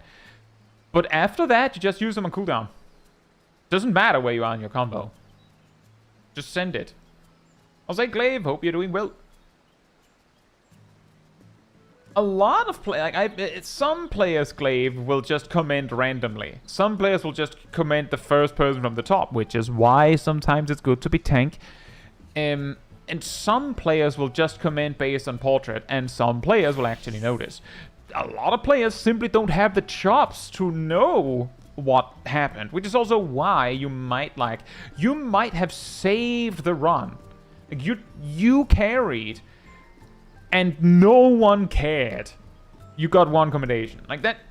Just saying, that other week when I was playing Red Mage on M8N and we had like 20 plus deaths, I got 1 commendation. I'm guessing the healer that used healer LB at the end got 6. Or 7. I think I commended them. Meanwhile, I did a duty later where I did something significantly less impressive and I got like 5 commendations. After opener, there's no specific order when cooldowns comes, just sweep correctly.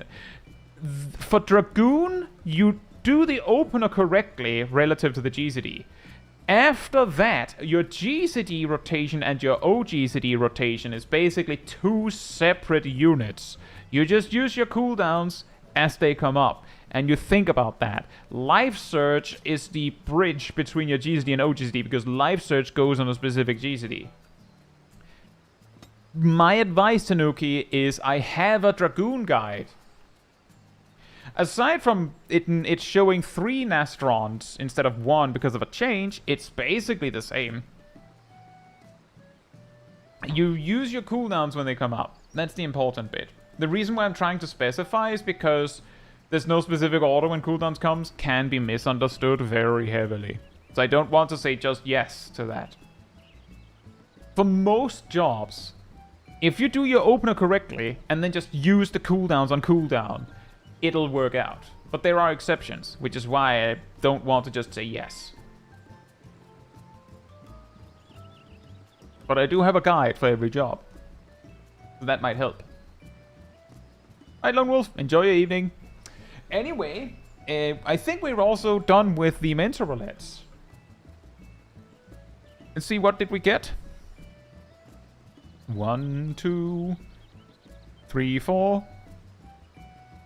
5, 6, 7 guild tests, and 1, 2 alliance raids, 1, 2 max level dungeons, 1, 2 normal raids,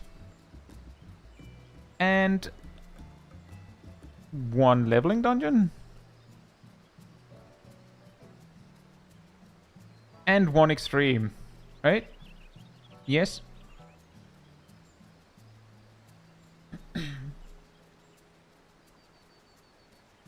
That's going to be a little awkward, Tanuki, but there's not much you can do about that.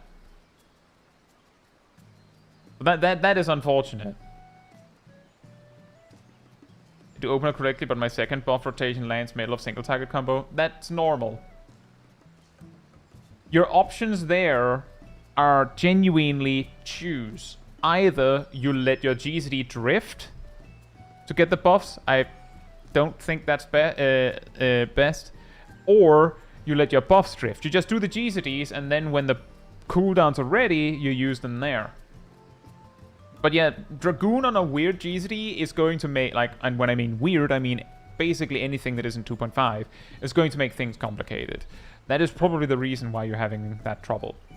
Anyway,